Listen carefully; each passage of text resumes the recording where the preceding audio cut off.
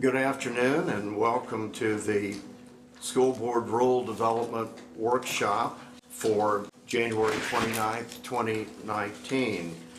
The policy workshop has been scheduled for the development of new and amended board policies. The genesis of most of this is new legislation coming down from Tallahassee and how our rules and policies need to be adjusted. I'm sure that Mr. Moore will alert us to that as we go on. Since this is a workshop rather than an actual board meeting, I certainly would encourage board members to feel free to address Mr. Moore and ask questions directly when needed. Well, certainly welcome members of the public here and staff. There will be an opportunity for public input, and anyone who would like to speak only to what we're covering today. This isn't a general comment, but it is specifically to policies that we are covering today. Please fill out a form, and we'll get to that in that part of the workshop. Mr. Moore, it's all yours. Thank you, Mr. Chairman. So, as you said, a lot of this is from recent legislation. The 2018 session was particularly active. The policies really have come from 3 or 4 different updates we've received from Neola, as well as some developed by staff.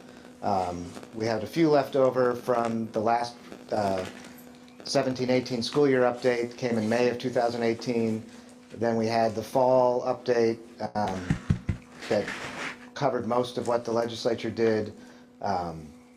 There was a separate bundle of security and safety recommended updates that they sent. And they also, last year, I can't remember if it was March or April, Neola actually hosted a workshop here at our boardroom on social media issues. And following that, they developed a social media policy that they shared with all the districts. That's also part of the packet. As is always the case, there's a lot of repetition in here. So every time we talk about complaints and procedures, that's written into multiple policies. So when they change one, it gets changed in about 10 different places. So there's at least 10 different policies where the only change is about record retention. Some of them are just small clarifications. Some of them are obviously much bigger. So given that it's almost 400 pages long, I'm going to try to speed through.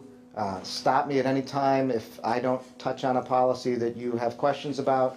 I did mark up some that I think are worthy of giving a little bit more explanation, and then obviously there's some bigger ones, the social media issue, medical marijuana, and a couple others that we'll get to. So I'm going to just start flipping pages and give a brief discussion of each until I get stopped or start running off on a tangent. So the first one on page 002 in your book is, these are bylaws, these are board bylaws, these are just governing your actions. The first one is 0100, which is definitions. They've just tweaked a little bit of language and they added a definition of social media, which I think becomes more important when we get to the social media policies later. On page 6, it's an added paragraph to the meetings that talks about when there's a state of emergency, board meetings that might have been scheduled during the state of emergency are canceled. Similarly, on page 7, 0165.3, special and emergency meetings, it just kind of flushes out the notice requirements and what we have to do when you call a special or emergency meeting. Obviously, these are things, lessons learned following some of our hurricanes the last couple of years, just in terms of making sure it's readily established that if there's a state of emergency, the school board is not meeting Tuesday night in the middle of a hurricane. But if we need to call something, here's how we're going to do it. And then 167.1 is, there aren't any changes in there, but because it addresses your use of social media, and we're looking at social media overall, there could be changes that are needed here depending on what we decide to do in general with social media in the district. So, yes. Mr. Chairman. Sure. It's important, 165.1, that's the one where the only person who can change the meeting or change anything in it is the chairman. I don't have it in front of me, but I think that's correct. And that's the one that was violated a couple of years ago and caused a major problem. That's why I want that, I thought about that being brought up, I remember. You remember what I'm talking about? Yes, and that, yes, so the law is that the superintendent and the chair put the agenda together, and then nothing can be added to the agenda without the chair's declaring it a special need. Yeah. And give it a good cause. Right. I just think that made me think about that when I was going through these, because that was terrible. Page 12 is the start of the HR policies. These are 1,000s, 3,000s, and 4,000s. Excuse me, 1,000s for administrators, 3,000s for instructional, and 4,000s for ESPs. So this is, we'll flip through faster here because there's even more repetition. Now, in the first one, it's employment of substitute teachers. And this comes from HR, hoping to essentially relax the standards a little bit due to our teacher shortage and need to employ qualified people, but not necessarily overqualified. So there's a strike through for the highly qualified in accordance with state regulations.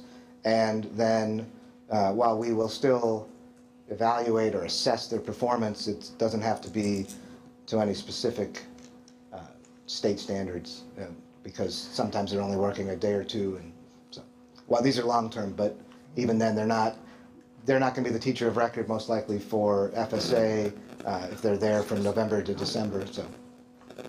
Dr. Paulson. Now, substitutes, do they have to obey by the same thing about working if they're retired? Remember, if you're retired, as of now, I don't think it's changed it.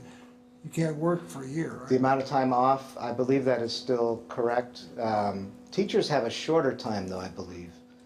I can't remember now. My understanding is that they come back to substitute teach only. They can't. There is no set days that they have a sit-out period, whatever they want to call it. I would like to have that double and triple and quadruple checked. Because I have a close friend of mine who was a retired teacher in Palm Beach County, used to teach in Alachua County, and she signed up to be a poll worker, and almost lost her retirement. It was a major problem. As a poll worker. And it's all good, it all worked out, but I want to make sure that we aren't involved in leading somebody the wrong way. Plus, we want to make sure we can utilize them if we can. I'm hearing whispers in the background from our HR team that they do have to stay up for the Ms. Finley, would you please come to the mic? No. Please come to the mic. Microphone. And the reason we ask everybody to do that is so that we have it on recording. Correct. They follow the same guidelines. They must stay out a year. They cannot work for an agency under the Florida retirement for 1 year. Thank you very much. Okay, so then the next group is 1122, 3122, and 4122. They're identical. It's the non-discrimination and equal employment opportunity policies, starting on page 14. These are the ones I mentioned where it's retention of records and materials. It's the same thing, and you're going to see it throughout multiple policies. This is from OCR. Neola suggested that OCR expects these things to be maintained, and so they've suggested we put them in our policies. 1128, 30, and 3128 are the employment contract policies for administrators and teachers. The only change there is to reduce the number of time before essentially failure to accept a job offer revokes the offer.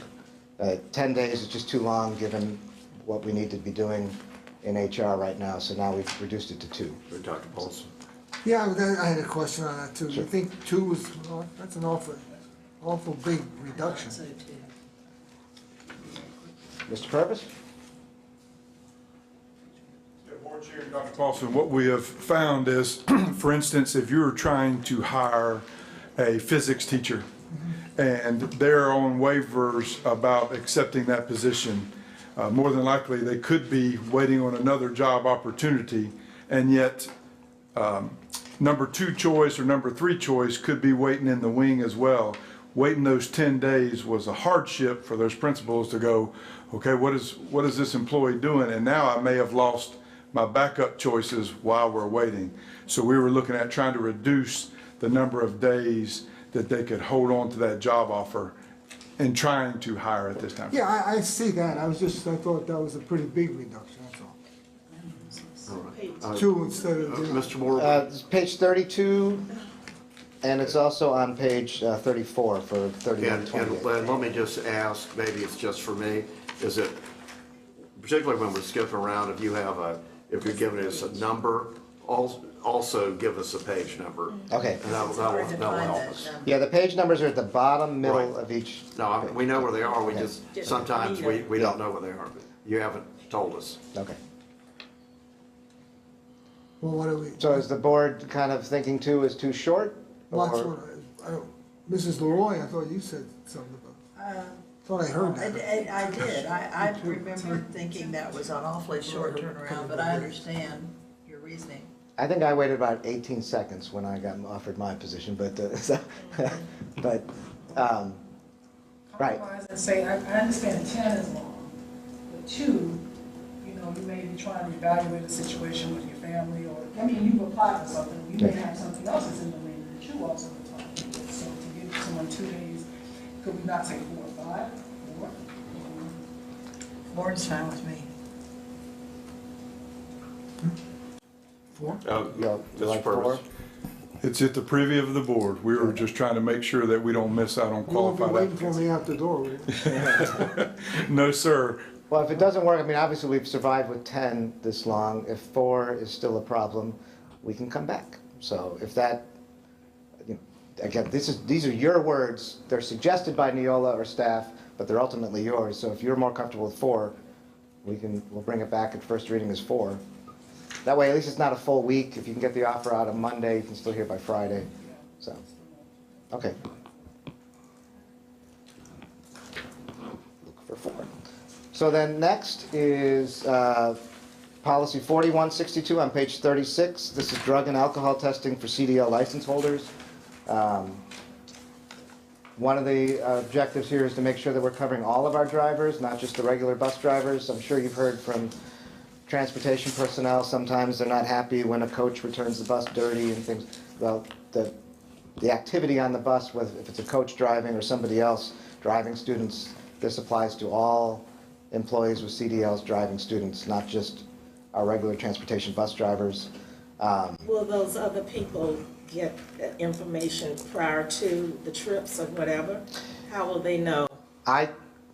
My recommendation would be, is Reggie here? I don't know if Reggie's here, but is that transportation, whenever it gives a bus to somebody, needs to make sure they understand the rules that apply to using our bus. Will you let the we'll make sure. department head know that? I will tell Reggie Whoever's to responsible for that? tell Reggie to share. Yes, we'll do that. And then the rest was just clarifying some of the testing language and the records. So again, I'm not going to go deep into anything unless you all have previously got questions, because I know we got a long way to go. 1213, 3213, and 4213, starting on page 43. student supervision and welfare. This is mostly clarifying language and consistency with reporting requirements. And it also meshes with several of the Neola safety updates that we received. So essentially, we have a duty to report if we suspect a child is in danger of being abused. And it's the same for each set of policies, for each set of employees. On page 52, we start having use of social media or social networking sites. Again, these are just the current board policies. We would need to look at these depending on what you all want to do when we get to the 7,000s and the broader Neola suggested social media policy. So there's nothing in those right now. That's just so that we can discuss them if we need to, or amend them later if we need to. Page 55, tobacco-free environment. That was the suggestion for all three sets that we add, more specifically e-cigarettes and Juuls, to make it clear what we're talking about. The next set, beginning on page 61, 1220, 3220, and 4220, we're confused here right now. I think there was a suggestion made by HR that we didn't quite get, so that right now it grammatically makes no sense what's on the page. We'll get with HR, or Kevin, I mean, there are 4 ways that you can evaluate an employee: highly effective, effective, needs improvement, or unsatisfactory, and it still is developing if it's in their first 3 years. It's just statutory language. So I don't know, you may have just been asking a question and underlined, and we thought it was a strike through, so. Let's start. I had a question before we got to that Sure. evaluation. In paragraph A, on page 61, Okay, the evaluation shall be completed and on file in accordance with the time schedule established by the superintendent, and a written report of the evaluation must be on file. So I'm wondering if there's a verbal evaluation or a discussion and then a written report given, or how is that done? Because it was a little confusing to me. there's a official written evaluation. There's usually a discussion. So with the collective bargaining agreement, teachers and ESPs, they have a more specific process. Administrators, I personally, so I'll meet with the superintendent every year, and we go over the evaluation she has prepared. So it's written and a discussion. It's generally speaking, that's true for all employees. They have an opportunity to meet with their evaluator and go over the written evaluation. But how many days, because I have some concerns with this as well, especially school site administrators. That they're evaluating, the principal is evaluating other administrators at their school. Right. And what I heard you say that you do with Mrs. Clark Right. is different from what happens at a school. I'm not sure how each individual administrator handles it, but there should be a written evaluation and an opportunity to discuss it with your evaluator. Within days. within the days that you have listed here? Because that's not happening. That I don't know. Okay. Nobody's raised that with Okay. me, so. Mrs. Clark? That's my question also. That's where I was. Right. So you when mean like an talk about- assistant principal? Right, well, when you're talking about a final evaluation, No. right, so when you talk about the formal evaluation, that would be the one at the end of the school year. And so that's what we do. We will give a deadline to the administrators that all of your appraisals must be done by X date. And generally, we time that with the last day of school, because we want the teachers, the APs, custodians, food service, everybody's appraisals to be finished within that time frame. So that's when we talk about evaluation, that would be your end of the year, like final appraisal time. Right, but do you mean just handing the sheet through, Right. logging the sheet in through Right. A6, or actually sitting down with an individual to give them their evaluation? Correct. Feedback should be provided in person to the Okay. individual. All Yes. right. Dr. Paulson? Well, I'm trying to think of it. What, the professional technical, do they have a process during the year that do we have a written process, that's all? It follows the same process that the ESPs do, but they have the 4,000s cover the PTs. In most situations, it's identical to the collective bargaining. If there's any difference, it only applies to the PTs. It wouldn't apply to any ESPs because the collective bargaining agreement would trump the policy. But It's a bad word. I sorry, didn't say that. would supersede the policy. I still have a question. Sure. I guess I'm trying to figure out, there are several evaluations mid-year or end of the year that are done. I'm trying to figure out, does this paragraph A here only relate to the end of the year, or does it relate to any evaluation or any, if you're gonna sit down with me or with an employee mid-year or periodically, however that is that you decided, or the bargaining agreement is outlined here to do it, are you going to sit down with the person and talk with them and give them something written within a certain period of time, or are you going to, because what I'm trying to make sure is happening is that someone is, if you're telling me, giving me feedback, that I'm realizing that this is an evaluation and my work is being evaluated.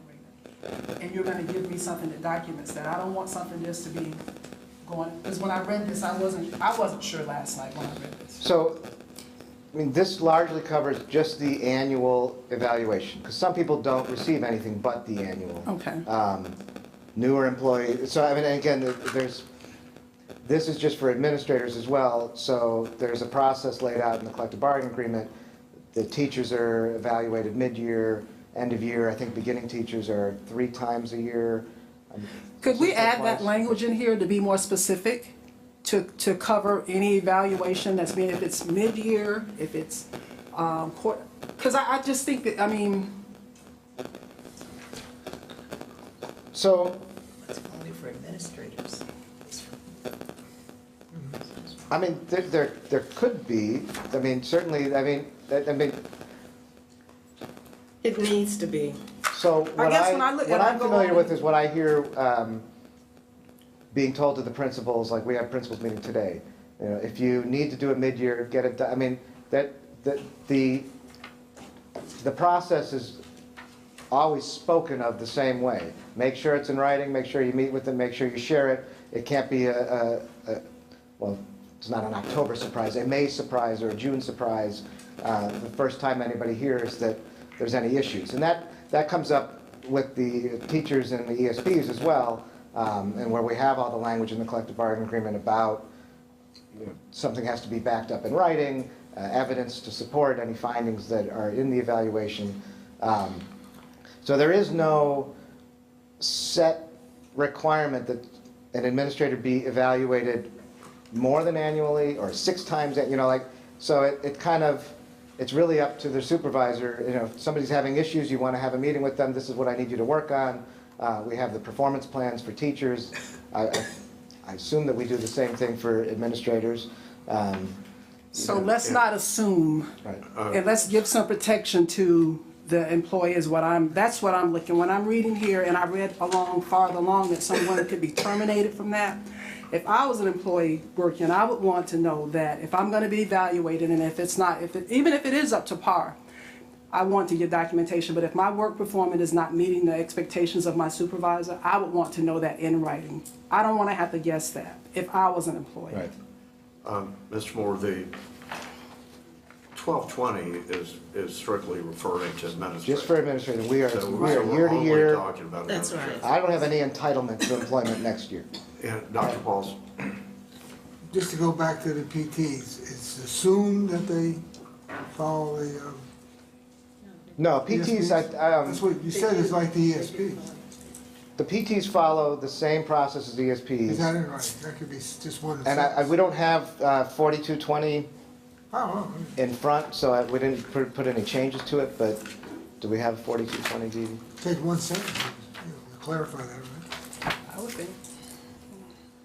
So evaluation of support personnel, the continuing evaluation of support staff members is necessary to enable. The worker support shall be evaluated annually by the supervisor utilizing the appropriate performance appraisal system. Each evaluation shall relate to but not be limited to the duties specified in the job description. Completed on file in accordance with the time schedule established by the superintendent Evaluation shall be submitted at the time support staff member leaves the district if services terminate prior to annual, and support staff members may be required to take recognized examinations as the superintendent deems necessary to evaluate their health. So it's not as robust as these other ones, just because support personnel don't have as many statutory requirements, the 10, 12, 34, 33, 10. I mean, but couldn't it be very just simple to say follows the same timeline? Because you said established timeline, you'd have an established timeline, that's what I heard you say a while ago. Right, and so annual evaluation is just, you know. You follow what I'm saying? Wait a minute. Yeah, I'm saying, I kind of agree that they should know along the way. It'd be easy, it wouldn't like you got to rewrite the book. You just say they follow the same guidelines that the ESPs follow. Because they follow the same salary schedule as the ESPs, correct? yes. Probably being a big pain and you're aware of it. But I just think, I agree, I think you're right. So PTs follow the same standards as ESPs. Yeah, I never really, I'm sorry, can I still speak? Sure, of course. You know, I never really even thought about the assistant principals still today, you know? I didn't know how they got evaluated. And Well, then, they probably, listen, my people say it's none of your business, but, you know, it just seems like, it's a good question, I thought. so, I mean, we can put something in there that simply says that any feedback related to job performance will be, I don't want to say that it will always be placed in writing, though, because sometimes it's a simple conversation in the hallway of. Attorney Moore, Yes. before you go any further, we are asking that you have that placed in the writing. I think principals need to understand that their deans, their APs, whomever, they need to have, if they're given something at the end of the year, then they need to know about it, whether it's excellent, exemplary, or whether it's needing improvement, period. Right, That's but- only fair unless we're going to be held responsible in the long run when those individuals are not given that opportunity. For some, you will be working legal and possibly David Delaney will be working legal because that has not been done. but I Trying to want help us now. I'd like to kind of get what you're suggesting, though, because if there's a situation where the AP left his post for a second. No, sir. And so you're having a No, sir. conversation. Talking about the June evaluation. Right. That Mrs. Clark just reiterated that people get. And we're saying if it's excellent, they still need to have an evaluation. And If they it's do. not, they need to, but you cannot go into this time of the year without having a conference with your principal. Correct, but the policy does require an annual evaluation with a meeting with the evaluator. Does it say that? Yeah, so the evaluation shall be completed and on file in accordance with the time schedule. So in The other written words. report as well will be provided to the employee within 10 days after the evaluation conference. All right, That's so all right, so that means nothing has been done since last summer. Nothing for, I mean, the annual is done annually.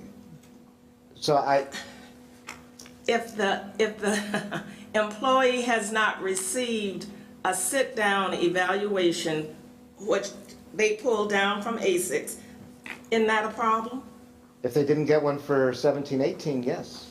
Okay, I that's think- all I'm saying. Are you arguing for an interim evaluation, like mid-year or something? Well, I think mid-year is going on now, but some individuals have not been given the proper information from the last school year. Right, so if that has happened, then I would suggest they contact Ms. Jones or, excuse me, Jenny Wise. Okay. Now, I don't know what Dr. McNeil is talking about, but my concern when I read this is I wasn't sure that the evaluation was going to be done annually, and that I didn't get that it would be, someone would get like an actual conference, sit down with their supervisor, and then they would get this report, a hard copy of the evaluation in 10 days. Yeah, so That's what I was it does wondering. require a Want to conference. clarify. It does require you to actually meet with your employee, talk to them, and, But- because sometimes the conference you can adjust your I think it written- needs to be in policy, Mr. Moore, and But it fellow is- board members, because you just said these are our policies that we're doing. So fellow board members, I would ask that we have added the language that, as Dr. Paulson said, that will follow the same schedule as or the similar language that we have for the instructional. Just clarify it. PTs, Well, instructional is a little Or different. 'cause PT. everyone is PT. Administrators. So administrators kind of have to be evaluated, at least school-based administrators have to be evaluated based on school performance like teachers, but it's a different set of standards. There's a lot of that, we can't just simply say do it like the teachers or the ESPs, because there's different statutory requirements for each one that has to be in the evaluation. But it is the board's policy that there will be an annual evaluation. It will be in writing within 10 days after their conference. So I'm not sure exactly what is being added. Dr. Paulson. All right. The PTs could be easy, just refer to the ESPs. Correct. One sentence.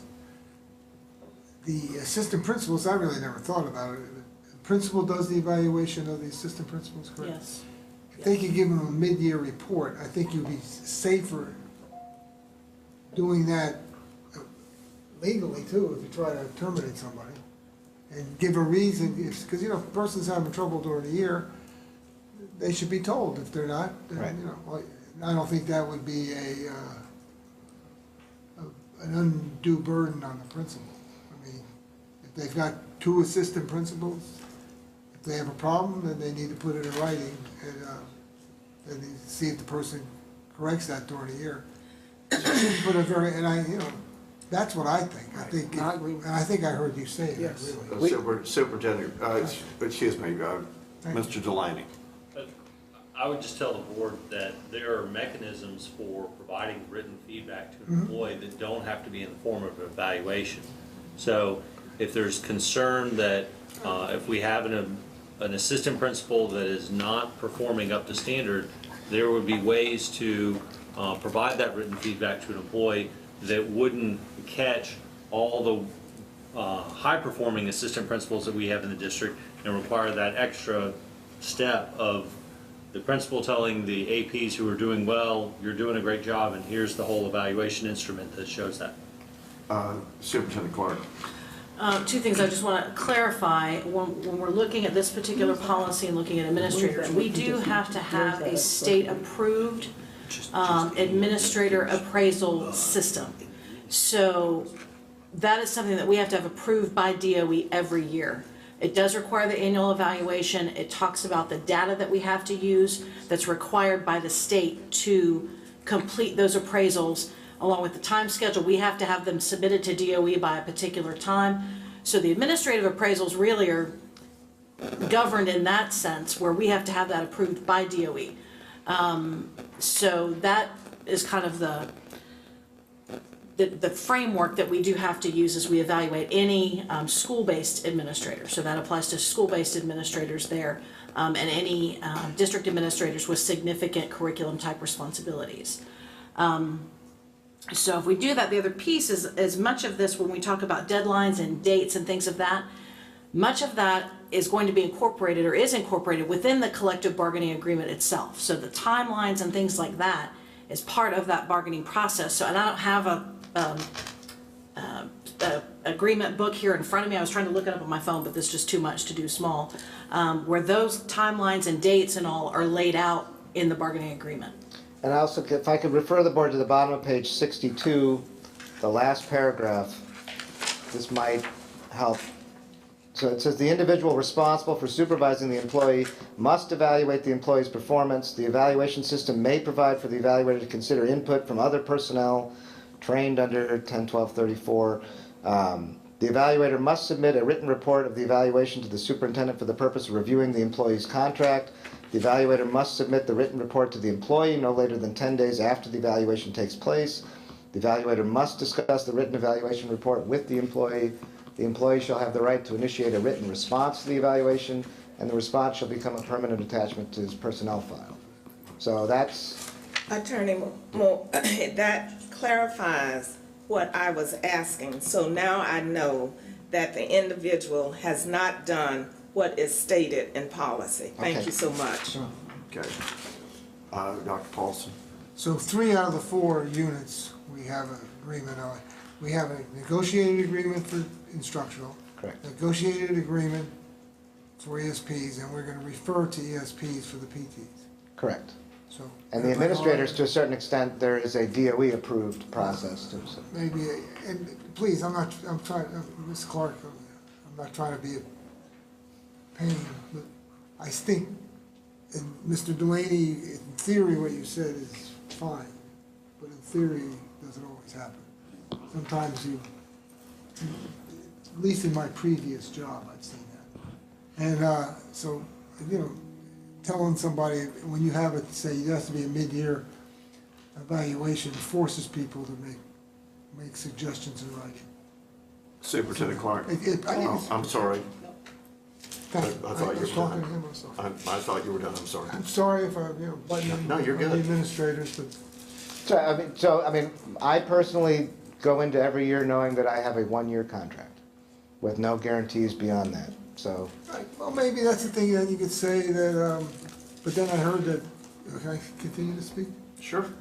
It's, that it's harder to make people, to even do this to annual contract teachers. I think they're tightening the screws, aren't they? I mean, in the legislature? Yeah, or just the, I think as far as, it's a lot tougher to just let an annual contract person go. That's what I was just told recently, than it was previously. And you had to have reasons, and you couldn't just say this is a good fit. Maybe I had a dream of this, but I thought I had talked to somebody. I think, we might have had language passed this year, I I don't know what language. So- Somebody, Ms. Clark, you getting ready to speak?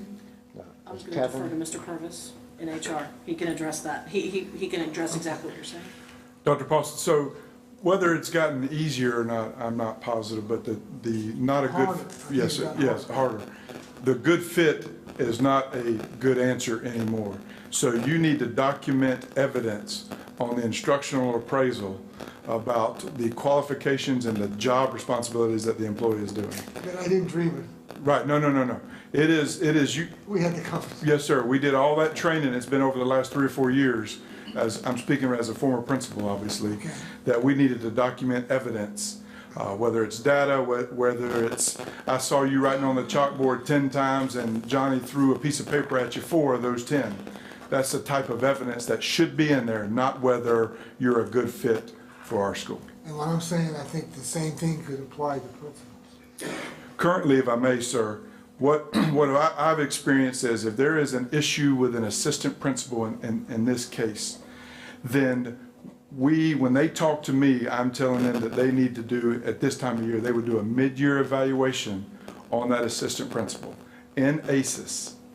And then they would share that information within ACES and have a I don't face-to-face know what meeting. ACES is. It's the instructional, it is the evaluation system that we utilize. Okay. Yes, sir. So then if you do that appraisal on there, that mid-year, you should share that with the employee, which is easy click of a button, and then you should have a face-to-face to discuss deficiencies or the positives that they are doing. Just use the assistant principal, any of them. Yes, sir. Yes, sir. Now, there's things that they're doing great, and, we don't necessarily say that you have to do a mid-year on that. But if there are issues, then we want them to document that in that way is also including, as Mr. Delaney said, there's other documentation all the way that would not necessarily be on the evaluation system. Conversations they've had or et I cetera. don't think getting it mid-year, I think it's just important. That's correct. Or else they could come back and, just like the teacher now, it really challenges. They could, yes, sir. Yeah, that's all, I'm just trying to protect us, Yes, that's all, sir. Mr. Delaney. And I'm not disagreeing with you, obviously, Dr. Paulson, I think we've got some mechanisms in place. Okay. Got you. I think the question is this something that Mr. Purvis did when he was principal? Is that something that is on your own volition, or is it something that is expected by your supervisor? I always understood it as an expectation. If I have an employee, period, it doesn't matter what level they may be at, instructional, ESP, PT, or administrative. If there are deficiencies, I certainly need to be documenting that and meeting with them, so hopefully they can change what I'm seeing. Okay. And I heard it spoken to middle and high school principals this morning, exactly what he just said. So. Dr. Paulson? No, I'm sorry. I Apologize. Yes, sir. Certain. So, it seems like it's, you heard Mr. Purvis speak that this morning, you said. But when folks speak that, if it's not written, and folks to be held accountable to it, if Principal B over here decides that's not his style and that's too much work and he doesn't want to do that, I'm just going to give you this and we're going to go, and then Principal A will be Mr. Purvis, that's a higher standard and he follows that. If I'm working under Mr. Purvis, I'm glad to have a manager like that who's going to be giving me feedback so that I can improve, I can know where I'm deficient and I can work on those things. And if I don't, and I'm not renewed the next year, I know why I'm not renewed, because he's been meeting with me intermittently, he's been giving me positive feedback, negative feedback, things I need to work on. If I've got Principal B who's not putting that much work in, and he's just giving me something at the end where I have no time to correct my actions, I'm going to feel some type of way as an employee.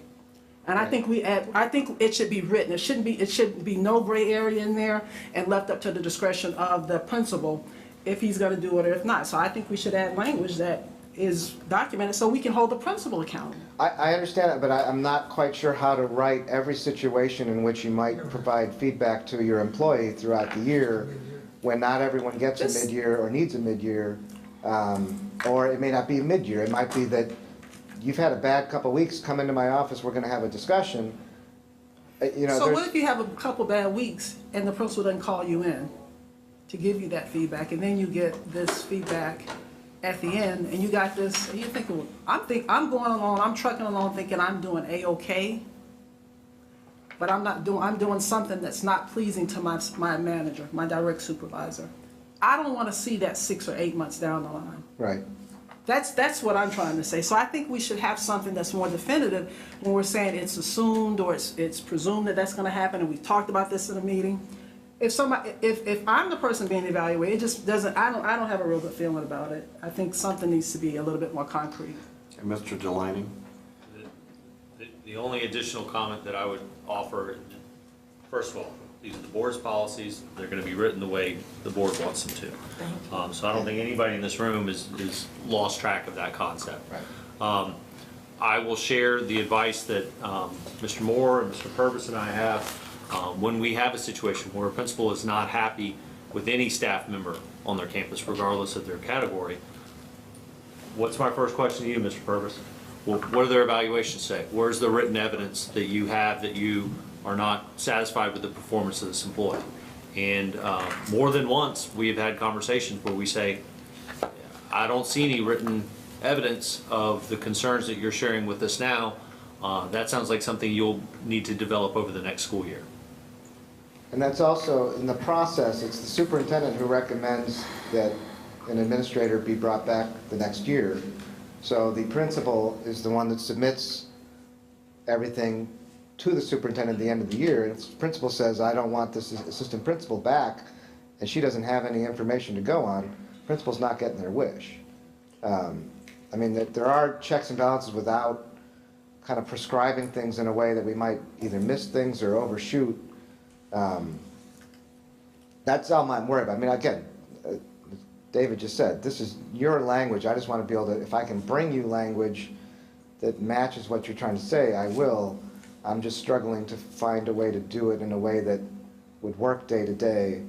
You know, I mean, if it's something as simple as that negative feedback about job performance shall be evidence-based and reduced to writing. Yes, I mean, I can do that. That's something similar that we have with the teachers. I just, you know. Ms. Roy? I was just gonna say the same thing you just did, you know. You had mentioned calling someone aside in the hallway and saying, look, you need to improve this. There's no written record of that. Right. So if you have a written record to point to, it protects everyone, and it gives the employee the information he or she needs to make a correction. So I would just say, as you have pointed out several times, not everyone needs a mid-year correction, evaluation. But if one is needed because the principal is not satisfied with the performance of the administrator, then he or she should have a written report and a verbal explanation with the employee. What I'll do is I'll look at the CBA for instructional, because I know we worked on this language a few years ago for teachers and the type of feedback. I believe it says something evidence-based and put in writing, so we can try to match it. Dr. McNeil? Attorney Moore, are we allowed to meet with you on I don't want to publicly call any employees' names out in this forum, in this workshop. So maybe if we met individually with you, we could, or I can tell you at that point what's going on and why I'm staying on this so long. Okay. Mrs. Jones and Mrs. Clark already know, but I'm so glad that you have specifically stated what it says at the bottom, because that helps me in this case. Okay. But I'd certainly like to have something in writing. And personally, this is just me, like Chairman Hyatt said. Is this based on what I did as principal or what's going on now? The problem when you have a exemplary employee and you don't say anything at mid-year because you feel it's not necessary, and then this individual starts sliding down because school is closing and I'm tired, you've messed up royally, because if you didn't give something, then the employee is going to say, I was exemplary based on what you said, and we didn't need to have an a conference, but now you're saying this, and this is not good. Well, somebody is going to be held responsible. Think about it. I think one thing to consider, and I think this has really been is an ongoing, very good conversation, I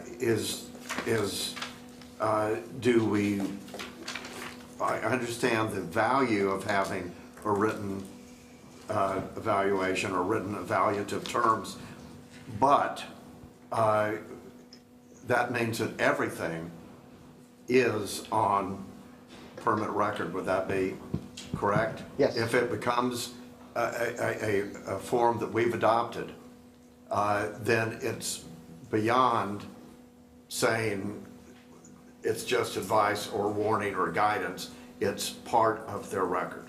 Correct. And not that that's good or bad, just wanted to point that out. All right, well, I will try to come up with something that fits what has been discussed here for both 1120 and 4220. Although we might have to renotice 4220 because I don't think that was noticed the first time around. So, okay, so moving on. Page 68, anti-harassment, 1362. That's the reporting, records retention, same as the other one we talked about, same with 3362. And if I get there, I assume we have a 4362 as well, yes. So that's, again, just the same language about retaining records. That brings us to page 101. And we don't have a number for it yet, but we'll give it one. This is compassionate leave. This is something that we bargained with the ACEA for the ESPs a couple years ago, and I think instructional came in last year to add it. This is putting it into policy, making it formally applicable to administrators and PTs as well.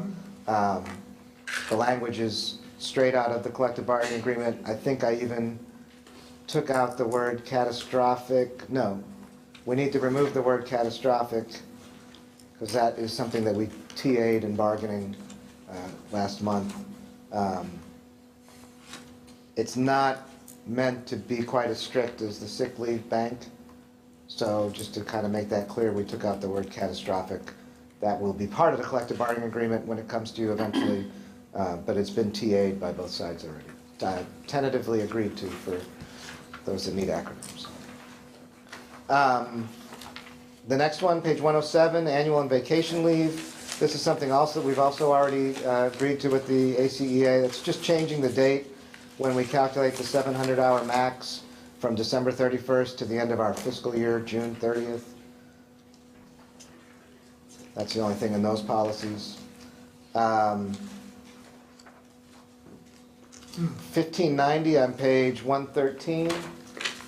It's also 3590 and 4590. This is just clarifying language as a result of 2018 legislation.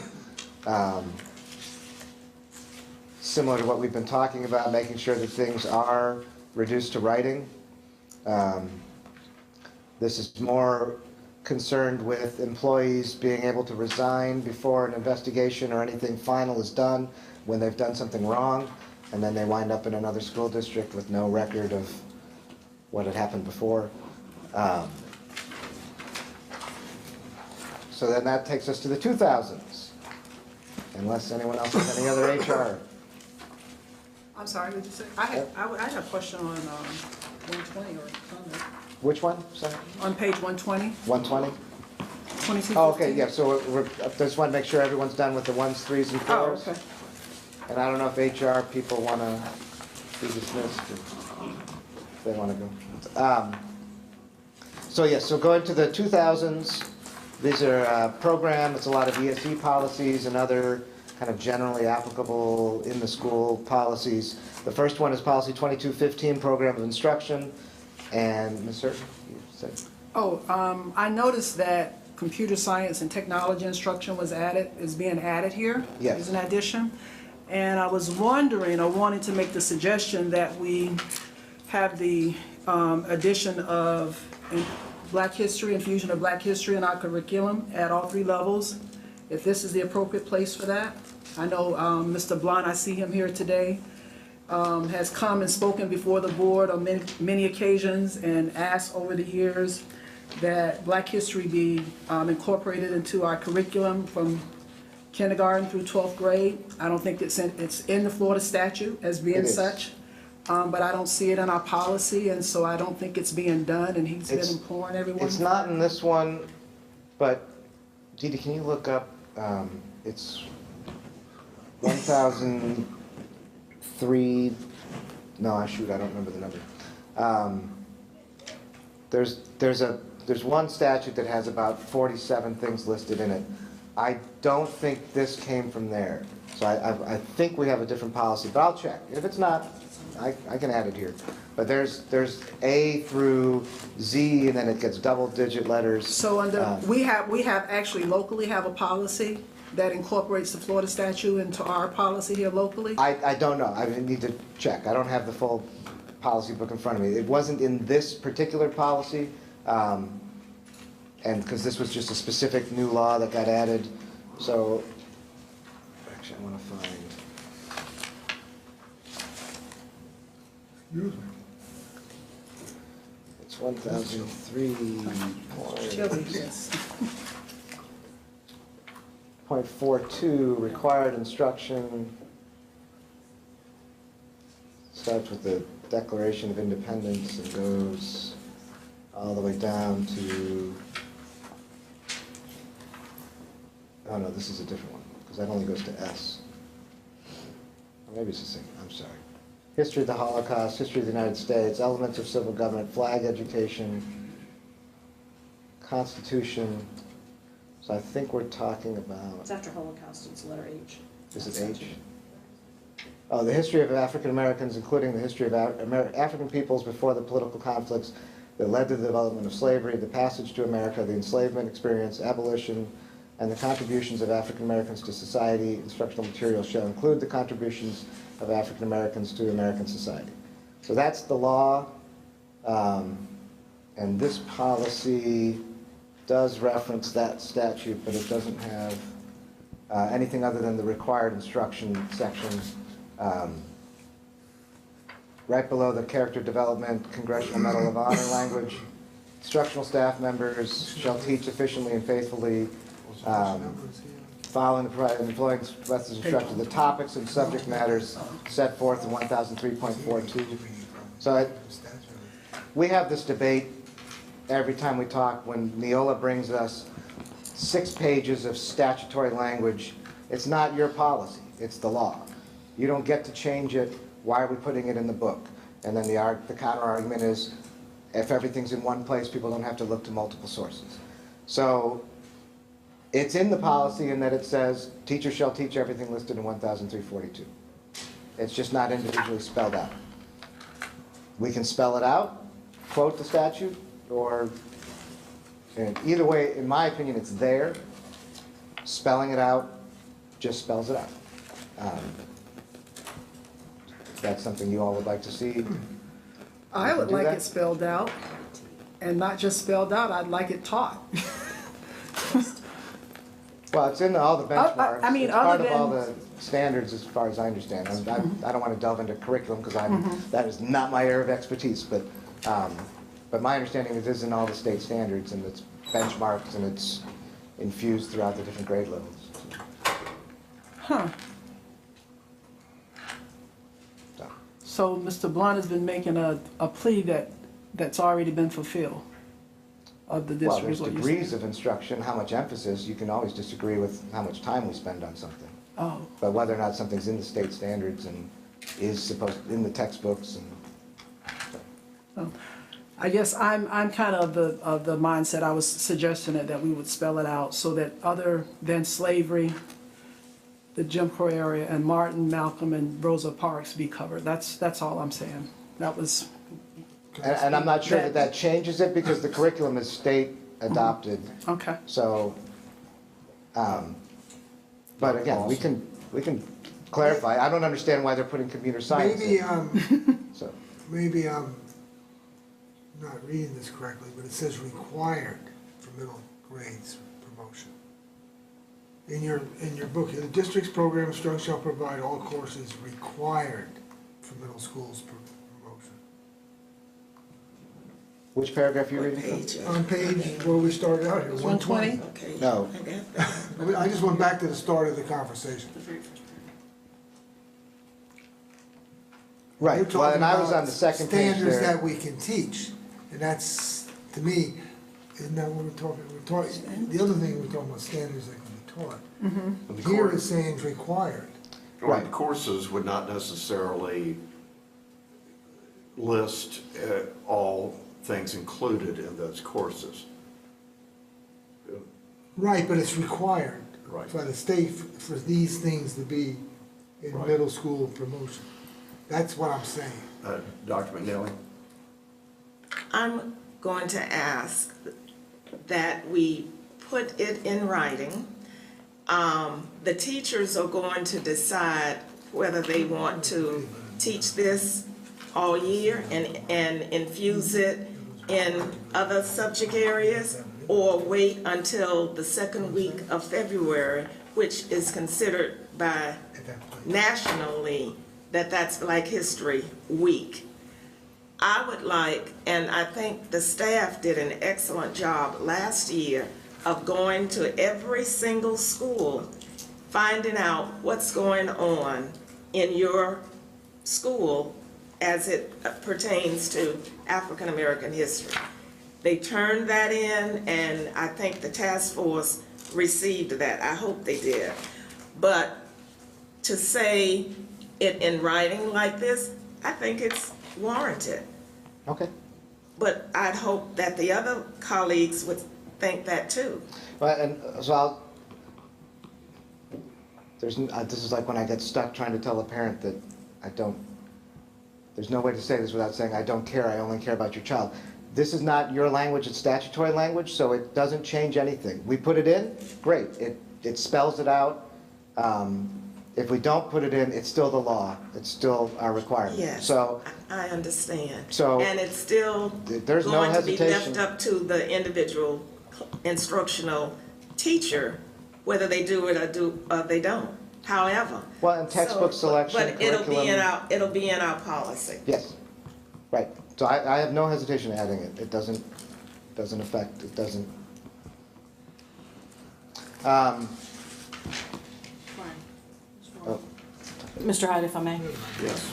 Just a point of clarification, when we say spell it out, the piece of the infusion of African-American history is one of about 20 things listed in statute. Are we saying to go ahead and list all 20 of those? Because this talks about Hispanic education, flag education, kindness to animal, I mean, it's a lot, so that's my question. Are we saying do all of those in this part of this policy? That's what I That's was just- going to do. I was going to just spell spell out out the all whole of them. I statute? wasn't going to pick one or two. That's why I didn't understand why computer science, why they made the emphasis on that, but that's, Neola did that, so. Wait, well, where are we gonna put this in? I'm still going back to the required. Well, it's required, section 1003.42 says that all curriculum must include flag education, the new one, Congressional Medal of Maybe Honor, I'm not a very good Holocaust. English student, So, but I think it's, that, I understand what you're saying, and you could put that in writing for all of them. But is this coming straight from statute? Yes. Then why, you can't change statutes, but you can Right. change that one part of the statute as part of a separate part of the policy, saying we will include all those things.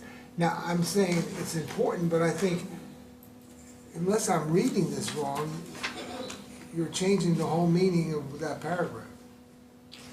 And changing, yeah, I think so. no, so there's a difference between the courses required, like I understand reading what you're saying. and I'm civics. just saying, this says required for graduation. Right. Is there anything else besides that that's required for promotion? Required for promotion. Are you talking about credits for courses or the curriculum? Ryan, listen to me. Okay. The district's program of instruction shall provide all courses required for middle grades promotion. Maybe as I read, I'll clarify myself or something.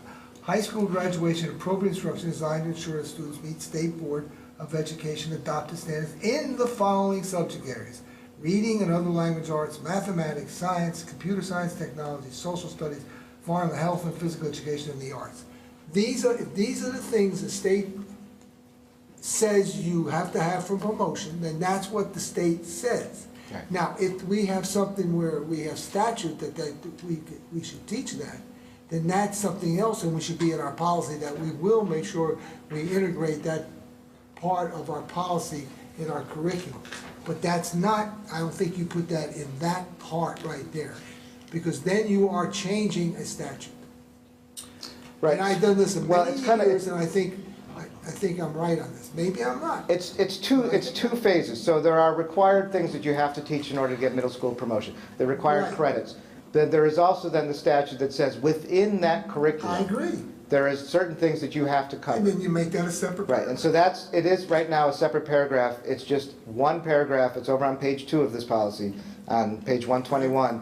And it just says, instructional staff members shall teach efficiently and faithfully using the books and materials that meet the highest standards, following the, and employing approved methods of instruction, the topics and subject matter set forth in 1003.42. And you can move that back to be right under that paragraph too. Right, but so. That would make it then where it's being emphasis put on it. The only I don't think discussion. we have the right to change statute. No, we're not. The only discussion is whether we say we're going to teach everything in 1003.42, or we say we're going to teach everything in this list, which is just quoting 1003.42. I got it. I've been making an effort the last couple of years to eliminate that and simply refer to the statute when possible, just because we have 380 pages and they're just getting longer. But this is, Well, if you wanna again, put your that language. in If you want to and- spell it out, Like we'll spell Mrs. it out. Clark says, spell out everything, that's fine. And I think that would put an emphasis on it. And I think if you could put it underneath that paragraph, that would put further emphasis on it. But I'm just trying to be, as a person that was a good math student and a lousy English student, I think I've gotten better over the years where I can read things, and that's, I think, that would satisfy the law. A certain.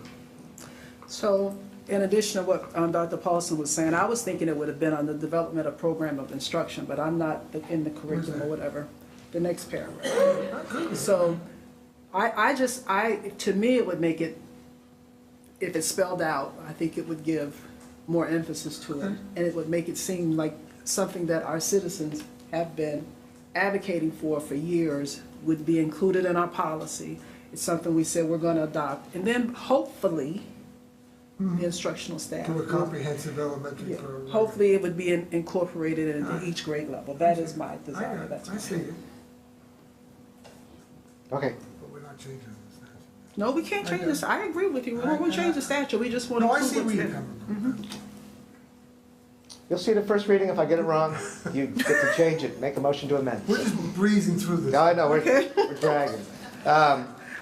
I actually did Usually read it's my these. fault, by the way. So I don't know if Usually that I'm was a the one. rookie error or not, but No, I that's actually did go through them and read them. No, I read it. that's very helpful. I appreciate that. So page 123, non-discrimination, that is again going to be the records retention language, so I'm not going to stop on that one. Page 132, Hope Scholarship, new law that went into effect this year. This just essentially puts the statute into the policy. There is one thing that I'd bring up to the board. It has been a debate statewide, it's been a debate within the district. The law says that you can get the Hope Scholarship if you've been subjected to one of these disciplinary issues or mistreatment. And the law also then says that within 15 days of a parent filing a complaint, they'll get the form, which does not really clarify whether or not, if you find that, no, you just made up this story, your child was not bullied, should we still be giving them the form? We have been giving them the form and just writing unsubstantiated on it because it's not our money. If they want to take it to the private school scholarship fund and they're going to give them money one way or the other, that's really not for us to decide. And within the district, they can only change schools to a school where there's space, and so whether or not they have the form, it really doesn't affect things. So we have not gotten overly strict on requiring that it be a founded, substantiated claim. Now, most of them arise just in the natural course of school. The dean gets a report, 2 students are fighting. It's not a parent complaint about something that may have happened a week ago.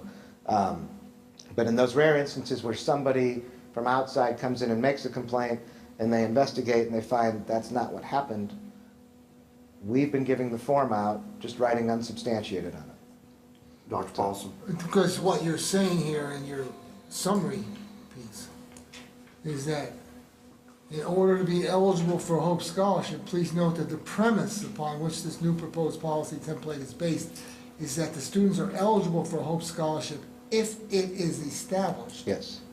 that the student was subject to and subsequently reported an incident. So we're giving it to them even though we say here we're not going to give it to them. Well, we're going to give them the form. So, right, the whole basis of this is that a student is being bullied to the point that they want to go I'm to a just saying private what you wrote school. here. Yeah. I find it contradictory. Well, the law is contradictory. That's the issue. But why don't we say that and not say this? It's statute. Well, we are basically saying the statute. So it says students subjected, the very first line on page 132, this is from the law. Students subjected to one of these incidents are eligible for a Hope Scholarship. But then, if you get down to investigation and parental notification at the bottom of the page, upon receipt of a report from a student of any of the incidents set forth herein, the principal shall provide a copy of the report to the parent and investigate within 15 days. And that was on purpose, the 15 days, because that's the time limit the state gave. But I also got it, I thought you looked at other people where this is the interpretation of other counties in our county now. This is almost Not the state, I don't see. This is state statute It's quoted. states- This is, pretty or much. it's not This an is state interpretation? statute quoted. Okay, if it's not an interpretation. And so then, I'm sorry, It isn't. Neola has done a slight interpretation here. Well, you don't do slight interpretation. No, but it's on this topic that I was talking about. So at the top of page 133, the first full paragraph, upon I'm back conclusion being of the president of the investigation, sorry? I feel like I'm back in these meetings, I used to have to represent people. So upon conclusion of the investigation and a finding that the student was subjected to any of the incidents. So Neola is suggesting that we hold firm to that it has to have actually happened. Okay. And so not- that's what I wanted to bring up. That's not statute. Well, That's our interpretation. it's our interpretation of That's Neola's statute. interpretation, but it's not been cleared up, different districts are gonna have different interpretations according. Yes. First part of the statute says you have to be subjected to it. Second part says within 15 days of receiving a report, give them the form. Now, if you're telling me that you feel like if we don't give it to them, then we're in trouble with the state, I would feel much more I'm not telling you that. I think that we would. Then I feel a little uneasy with it. Okay. I think that the intent of the law was for children who were actually subjected to these things. Okay. The issue on whether or not we want to get involved or have a fight with a parent who's demanding the form, that's what I was trying to avoid when we decided that's what I to said. just go ahead and give them the form. Because again, if this private scholarship entity gives them money, even if it's an unsubstantiated claim, But once we do it to one student, we have to do it to. right, so we've been uniform all Past along. practice. Any complaint made, you're getting the form whether or not it's substantiated. Okay, Ms. Roy? got it. Just want to say, this is not a small thing, because regardless of what grade the student is in, 3rd grade, the last line, the Hope Scholarship shall remain in force until the student graduates from high school. Yeah. So, the taxpayer, I guess, is providing a private school education Correct. for one incident, possibly, that happened many years before, That may not have happened. or may not have happened. That's disgusting. Yep. It's a disgusting law. But so, what Neola is asking you all to do is to limit it only to those where the principal finds the event actually happened. Well, I read, that's how I read it. So, and if you're comfortable with that, we will do, I mean, I think that's what the law intended. The reason we went the other way is because it just creates fights then, because we had parents calling to find out how they could fill out a Hope Scholarship complaint before school even started. So, there are some that are just gonna use this as free money to get a scholarship. There are others that are gonna use it as a chance for controlled open enrollment. But they can only go to schools where there's capacity, so they could have just done controlled open enrollment. It's no, like, that's where it doesn't really affect us internally, substantiated or unsubstantiated. If there's space at a school, you can move to the school. If there's not, you can't. And that, nothing has changed for us. The only place this might affect somebody is with the private scholarship money. If they want to give it to somebody who's unsubstantiated, that seems to be up to them. Do we want to have that fight with the parent? And So- that's where I'm looking for your guidance on this, Well, because there's the so- law and the, If I understand correctly, you said that we give the form, however, if it has not been substantiated, and I guess the key person there is the principal. If it hasn't been, then we mark on the very form that we give to unsubstantiated. them. Yep, we tried to modify the form to put a checkbox for substantiated, unsubstantiated, the state freaked out. We have to use their form. Okay, and there is a place. And their form does not have a place for, So you doesn't even just- mention it, so. You just add it. Yes, we just write it in. Because the form says date of incident. Well, if the incident didn't happen, there is no date, so we write the date, the alleged incident, and put unsubstantiated. Okay, Dr. McNeely? I have a question, Attorney Moore. Even with you filling out the box for unsubstantiated, the parent can still submit it and get the funds, right? I don't know. The funds weren't available all fall, so I don't know what the private scholarship group is doing with them. Okay, Um, well, I agree with a colleague Roy that it's ridiculous, but it's not worth our fight. I think that the citizens who would be unhappy with this, they need to do something, either at the ballot box or go and lobby the people in Tallahassee. But I don't think we need to get caught up with this. Okay. Can't do anything about it. Right. And so. So it's a do not waste go of- with the it's a Neola waste language. of our time. Don't worry about whether it's substantiated. If there's a Let complaint 'em- mailed, fill out the form. Let them go for it. Okay, because the person who wrote this wonderful contradictory law is now our Commissioner of Education, so. Yes. All right, so on that pleasant subject, we'll move on to page 134, it's ESE. This, we're just bringing in the SP&P, the standard procedures, policies and procedures that you all updated, I think a couple months ago. We're just incorporating it by reference into the policy. There's nothing else changing in that policy. Student assessment on page 140, 2623 is the policy. This is just some 2018 legislation about industry certifications. More stuff that they're requiring us to do for people who don't go to our schools. And so unless there's any question, that's the end of the 2000s, brings us to the 5000s. These are all the student policies, zoning policies, discipline, attendance. So the first one is 5112 on page 147. This again is the safety, I think it's from Senate Bill 7026 and 2018 legislation, other legislation about the age, but we don't get to go bother kids that are in other schools, other settings. It also includes on the second page there on page 148, when they register in the district, they're supposed to disclose prior expulsions, arrests, juvenile justice actions, or referral to mental health services. We amended the registration form at the beginning of the school year to match this. This just puts it into the policy. Page 151, 5113, just cleaning up old No Child Left Behind language. I have a question. It kind of goes back to I understand that if a student is homeschooled, Yes. we can't ask for attendance or anything else like that. But there's such a long section on attendance and how vitally and important it is for the student to be there, and, you know, all the steps that you go through before finally bringing the parent to court, okay? But then here, a private school who transfers into our school, the superintendent can't even ask about whether the child went to school or not. I mean, it seems like attendance isn't really important in that instance. I think it's just more important that we leave all those people alone, is the attitude that seems to be written into here. It's So, a double standard. yes. Okay, thank you. So yeah, the attendance policy is largely bringing in more statutory language that spells out our requirements in the 1003s, the truancy laws that I help with, case staffing committees.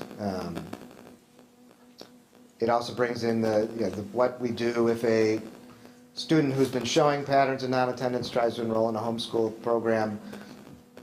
We have an education committee that is put together to review that portfolio within 30 days to make sure it's a legitimate program and not just hiding from the school district trying to make the kid go to school. And we've had 2 or 3 of those in truancy court the last couple of years, where people have fled to homeschool to try and escape the responsibility to educate their children. But all they have to do is provide a portfolio every so often. Yes, so if they actually choose to do a home education program before I file a truancy petition, and then they meet, and the committee, which is 2 homeschool parents and a third person, and they say, no, you are actually teaching them something, that's fine. They'll meet again a few times before they get finally cleared.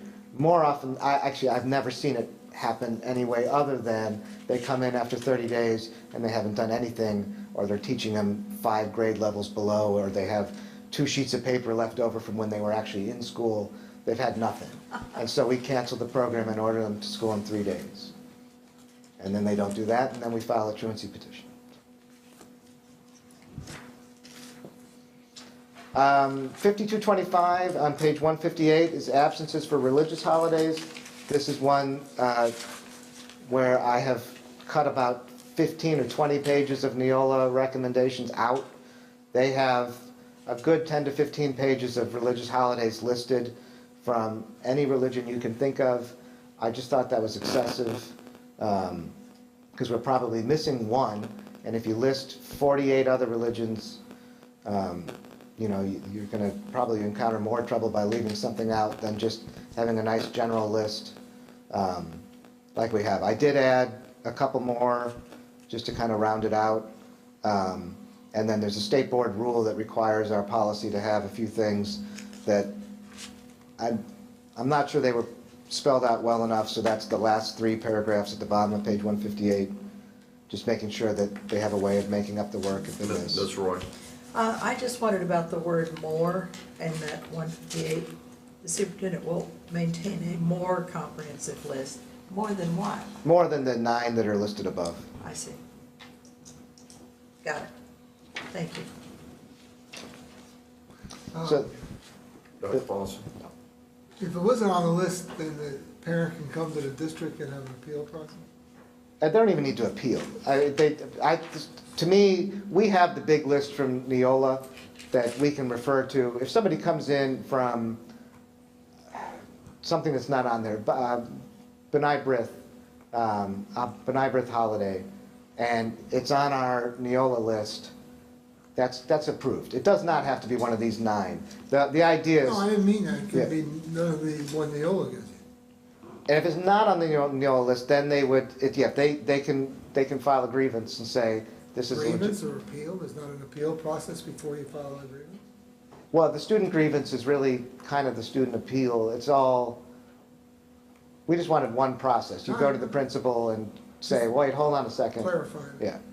But there is a mechanism for challenging it. You start with the principal, it can wind up at the superintendent's office, but.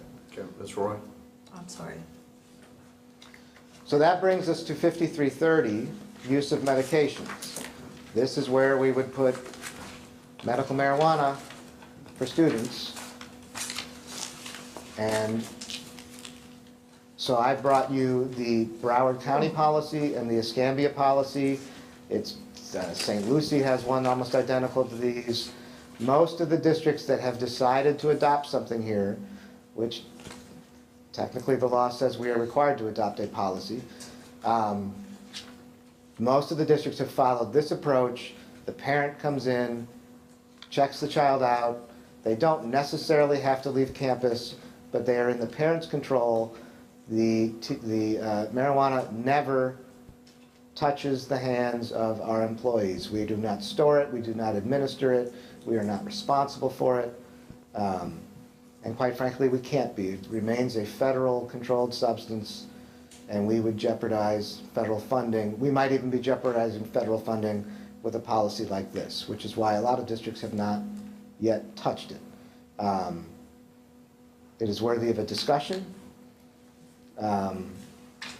In my mind, having a policy that says that a parent comes in and checks out the child is, at that point, they're under the parent's control. What they do with them at that point, I don't even know if we need a policy other than the law says we're supposed to have one. But, so you can decide that checkout means leave campus. Checkout doesn't necessarily mean leave campus, but they are under the authority and control of their parent and not the school when they use it. Everything else still stays the same. If they use something that does have effects that makes them appear to be under the influence, the same rules would apply. Now, most of these oils, my understanding is it doesn't have that effect. It just has the positive medical effects, but. Ms. Roy? I would just say, I saw the 2 options that you gave us in the email. I like the one where you have the parent check the child out, take the child off campus, I prefer, rather than on campus. Administer the medication and check the child back in. And as you said, not have any contact with that medication whatsoever, so that no one can say that it was not handled correctly. And if you do the off-campus approach, I don't know that we need to have nearly as much in the policy talking about getting the certification from the doctor. Why do we need to know why the parent's checking the child out? It's on the parent. So that was the question I had about some of these policies, is that they want all this documentation and proof, but I'm making it clear that right now the child is under your control, not ours. So why do we even need any of that? I think a key line is in the Broward policy, and this, if the federal government indicates that the district's federal funds are jeopardized by this policy, the board declares that this policy shall be suspended immediately, et cetera. And so it's just sort of, we're handling that a priority. Every district I've seen has had language to that effect. And that I would be suggesting, even though I brought this under 5330, we might want to do a 5330.01, make it a separate policy simply on this topic so that the entire policy becomes null and void rather than only part of a currently existing one. So if we do bring something, I would probably bring it under a new number. But then, but I do think I'd like to get some sort of guidance from you all in terms of on campus or off campus. I'd agree with Ms. Roy, and also make sure that we have that it's invalid if we have any pushback from the federal government. Dr. McNeely. I want to agree with both of you, but I know that a parent is not going to drive off campus to put a liquid under a tongue. They're just not going to do it. They're going to go to their car, put the dropper under the child's tongue, and bring the child back in and sign in. Right. They're not going to drive off and find a place to park to do that. They're not going to do it. Well, and I think even though we will stipulate, they're not going to do it. Once in their car, I think that's fine. I was going to play even more devil's advocate. It's raining. Do you really want to send mom and child out onto the rain just so they can jump in the car and take something and run back in? Do we really care where they do it? But then when you get to that point, now where they could be doing it anywhere. So at least in these schools, they're saying there will be a designated place so that it isn't happening just anywhere. If we say off campus, do we have to make sure they actually leave campus if they're on the steps of the school? Right. You know, there's pluses and minuses in all directions. Not that quick. Yeah. I mean, it's a Right. And I so will little. say that it's, I hate that we have to play the game with this. Yes. Because it's medicinal, it's prescribed, and,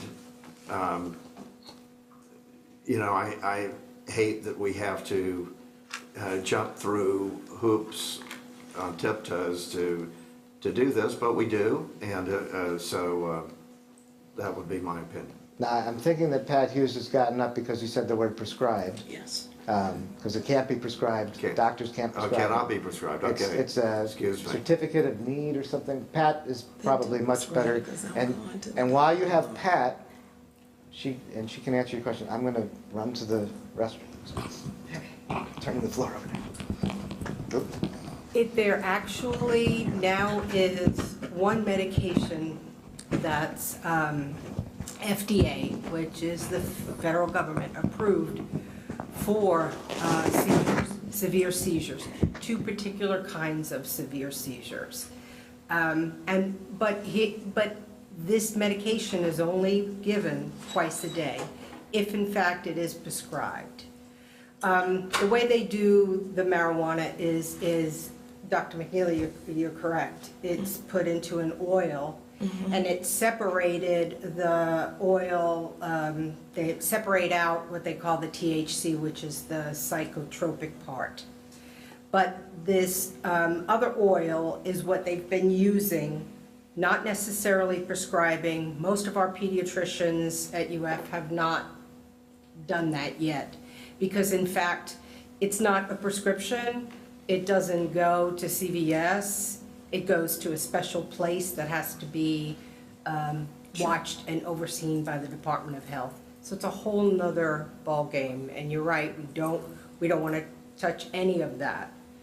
And that one medication that's federally approved, which is brand new, can be given twice a day, before the child goes to school and when the child comes home. So there's probably no reason for us to have to administer that at school. And then the other part of our policy and the state statute that says we are only required to give those medications that are life-saving or what's required to keep the child at school.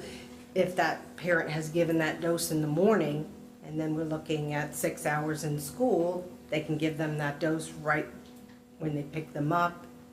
And I would also say that in terms of going off campus is also a very good idea, because the nurses are state licensed, but there's still federal regulation over their licenses. So federal government says, no, nurses, you can't touch it, but the state says it's okay. So that is still up in the air about nurses touching it themselves or administering it themselves. Okay, thank you. Any more questions? kind of makes sense. No? Yes. So is it, I'll put back on. Off-campus is the preference, or just leave it at a kind of a checkout language? I didn't get much impression that we'd want to designate a room on campus. No. No. So checking out the child. And if, it wouldn't be bad to say preferably the administration could be before and after school. And this Yes. that would be preferred. I would still use a lot of the same language. I think Escambia kind of whittled it down, some of what Broward had. But yes, the preference is still that it be administered off campus, before school, after school. In those situations where it cannot, the parent can come in, check out the child, administer, and check the child back in. Would essentially be what the policy says. And even if that's too much, it's null and void the minute they start threatening our funds. Okay, so that's what I'll try and bring back to you for first reading. Now, I'll say at this point, I'm fine staying here. Does any of my board members, would you like a 5-minute recess before we continue? Would that be good, or should we just keep plowing ahead? Keep going. Well, we Okay. can keep We going. can always take a break. Sure. Individually. Needed. So the next one is page 171, graduation requirements. This is the apprenticeship in computer science again from 2018 legislation. I'm not going to dwell on that one. I got a question. Oh, go ahead. These programs, are these programs that are offered in labor, say carpenters union, stuff like that?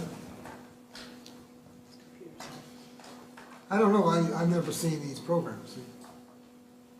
Which one? The It says technology? earns credits from pre-apprenticeship program registered with the Florida Department of Education. Are these things like, IBEW. IBEW, those kinds of things? These are new statutory requirements. I'm not even sure if they're out, if DOE has developed standards for them yet. Is that something that is wise? So far, I've just had one request that we take credit. It was from aviation, and when the parent reached out, they found out that that particular course wasn't accredited yet, but I imagine that organizations will start applying for that, whether that's through culinary or through different trades, and then once they get that approval from the state, then we will be accepting those credits as. So we don't have to be the judge. No, they have to be strictly like accredited from the state. A lot like the industry certification list that they came up with 8 years ago. There's certain courses, the CTE courses, that the state pre-approves which ones can be curricular. And Do these programs have to be suffice for some program, some course requirement we have? Not necessarily, like we probably will never offer aviation, but if that program were to go get certification, then it would take the place of an elective course, basically, is what they're asking to get elective credit for it, and it to show up on a transcript. There's none that can suffice for some of the required courses though. Not yet. I mean, some of them, we do have some courses that can take the place of a math or a science. We do have that currently, though, with some of our CTE courses. Right. Okay, I'm just wondering, so, thank you. Okay. So next is student conduct, policy 5500. This is, normally you see this every May when we update the code of conduct. This time we're just throwing in the language about see something, say something, which is in the code of conduct. Just thought we'd also put it here. And there's also the part from the safety and security bill at the very end of the policy on page 178 about the option to refer for mental health services. 5512 on page 179, e-cigarettes and jewels again. 5517, anti-harassment, that's record retention again. Yeah, sorry again. Sure. You already had your line up there. This conflict. That seems awfully broad, Which one? 5517. That's a lot of pressure on employees. doesn't it? Which part? Well, the thing, how do you know what, it seems to me you're gonna be getting a lot of reports so people can protect themselves, or are we gonna have people that would be, not know, in other words, this is something, if you don't know this is a policy, you can get in trouble for this. Anti-harassment? Well, I mean, required to properly report incident of unlawful harassing, maybe you don't know, maybe, you know, it's something you thought was just, maybe something we have to make sure our employees know this. I believe it's part of, I mean, I know it's part of the new employee orientation. I think it's regularly part of the annual pre-planning updates. I mean, David has given Title IX talks to schools and principals, and so it's part of faculty meetings, and then. What happens if we don't? Who investigates it and what happens? Well, I mean, if we get an allegation that a student is being And you don't harassed, if it's by another student, they investigate it at the school. I'm not worried about the harassment, I'm talking about somebody getting reported. Failure to report? Well, I mean, we've gotten instances where principals and teachers have been arrested by DCF for not reporting things to DCF. We're just in this environment now where if you see something, you need to say something about it. So we need to protect the kids. Right. So.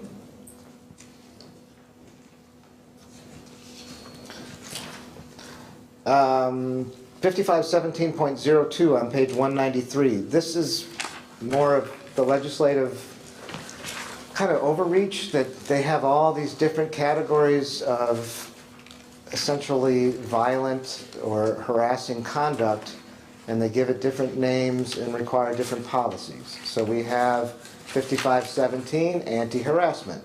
We have 5517.02, sexual violence. We have 5517.03, dating violence. In some ways, I think it's almost more confusing to be drawing all these distinctions, but we at least try to keep the language as identical as possible. We didn't have 5517.02 in before. I believe that is Neola's recommendation as a result of OCR's position, that we have something specifically entitled sexual violence. The dating violence is a specific statute, 1006.148, that says we have to have a dating violence policy. And again, it's retention of records is the only change in there for this one. On page 205, student discipline, we brought in the part about off-campus speech can be a disciplinary issue at school if it affects the operation of the school. 5600.01 on page 208, if you see something, say something. I think that was primary. Oh, and the mental health referral, the part of Senate Bill 7026. Page 211, out-of-school suspension. Most of this appeared to be clarifying language from Neola, some 2018 legislation. We also put in the part, though, that we also had in the Code of Conduct where we reduced the maximum out-of-school suspension from 10 days to 7 in most cases, unless it's required to be 10. So we brought that into the policy here, even though it's in the code already.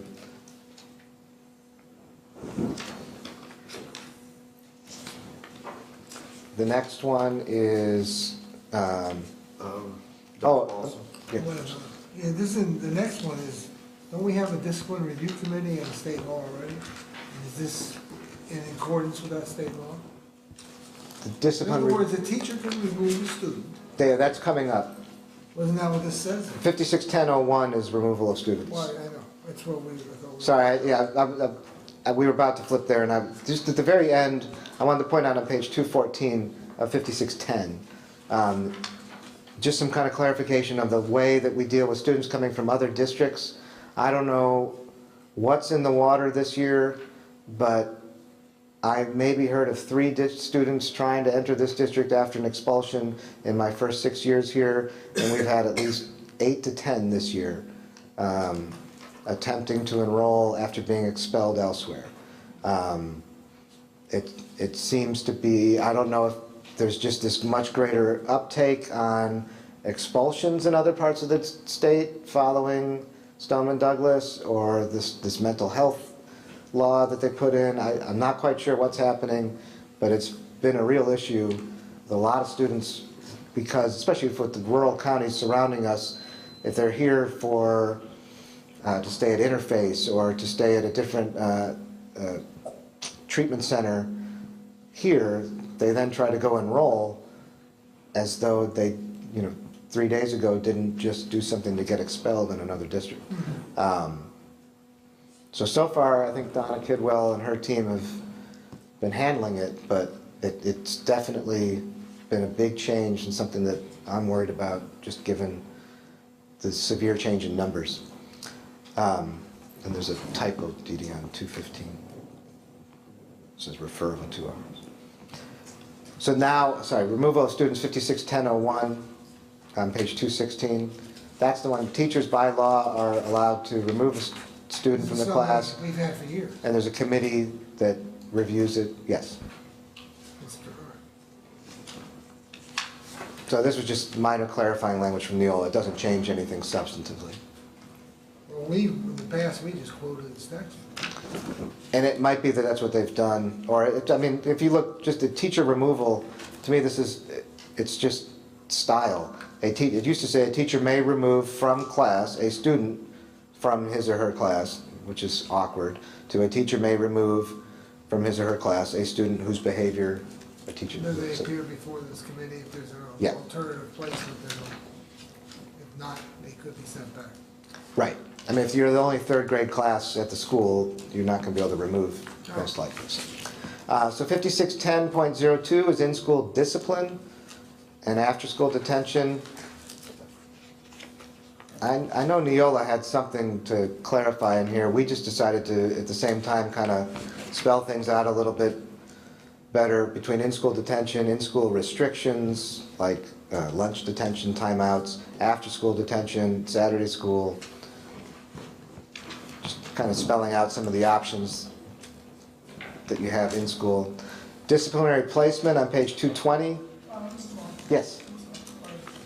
Go ahead. In school detention, reality, is that staying at 10 days versus 7 for out-of-school detention? I know in the other policy, out-of-school suspension, the max was 10.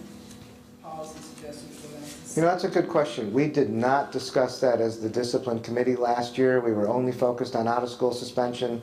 All the, the board strategic plan has reduction of out-of-school suspensions.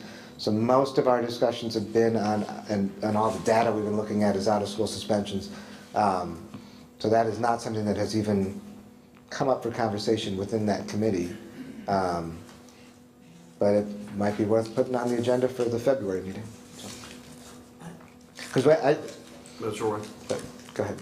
I agree, 10 days is a long time to be out of class, If the other is 7, why don't we just reduce it to 7? Even 7 is a lot of days. Well, what I'll do is, 5 a week. since that discipline committee is part of the collective bargaining process, I'm going to bring it up in the committee. And so if we change it, it'll be part of the code of conduct that'll come to you in May. I don't want to bypass the committee, so. But Ms. Kidwell? No, you don't have to, just put it on the agenda.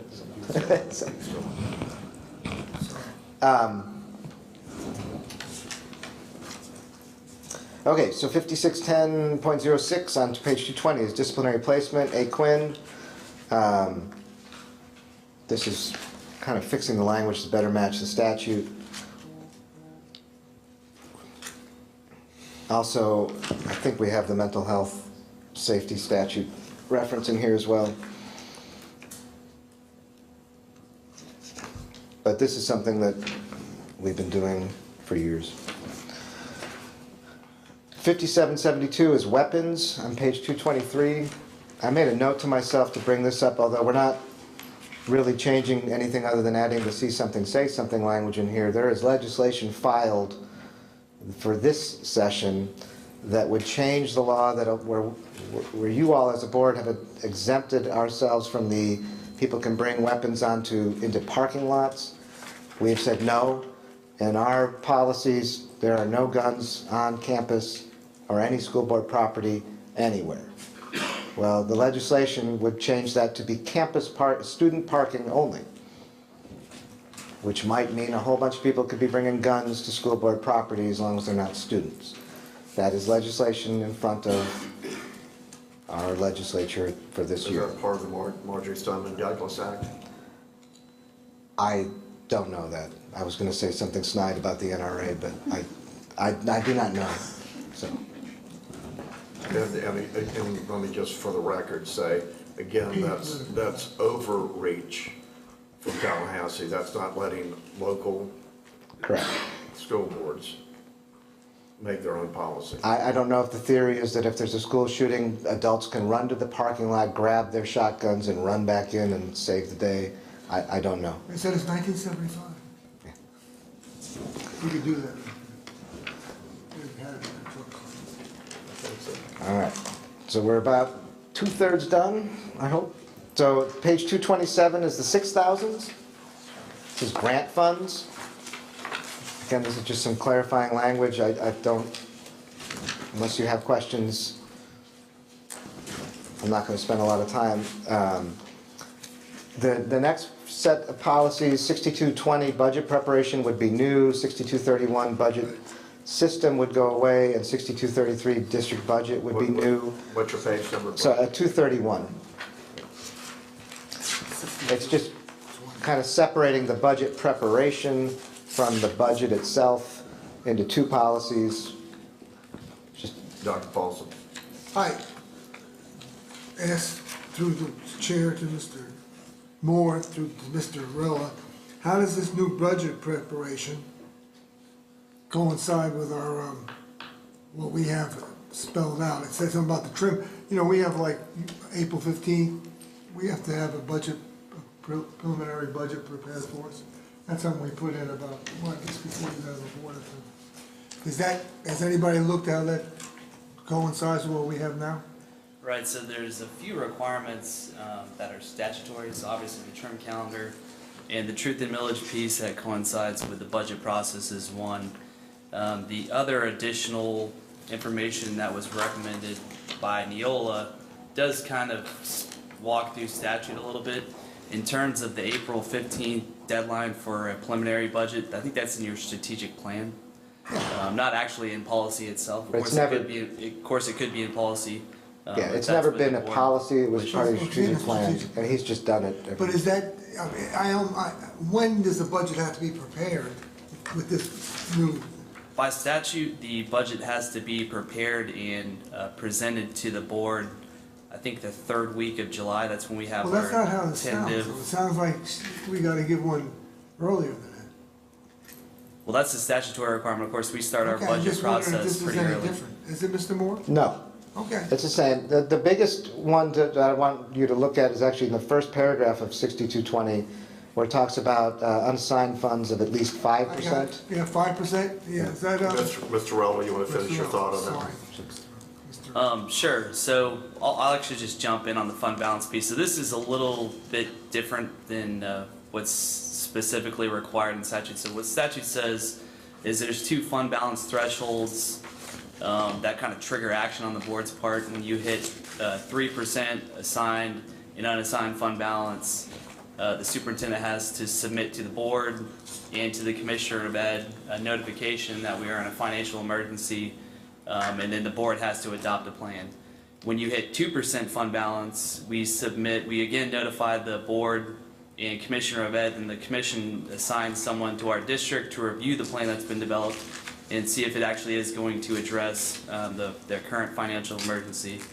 And then they can assign, if they're not comfortable with the board's direction, the superintendent's direction, they can assign the independent counsel to kind of oversee our financial doings. In addition to that, what Neola has recommended, and what I think is probably good practice, is to have an additional threshold at 5%. And what that would allow the board to do is set kind of a minimum goal. Obviously, you don't want to set a goal for a fund balance that puts you in a financial emergency.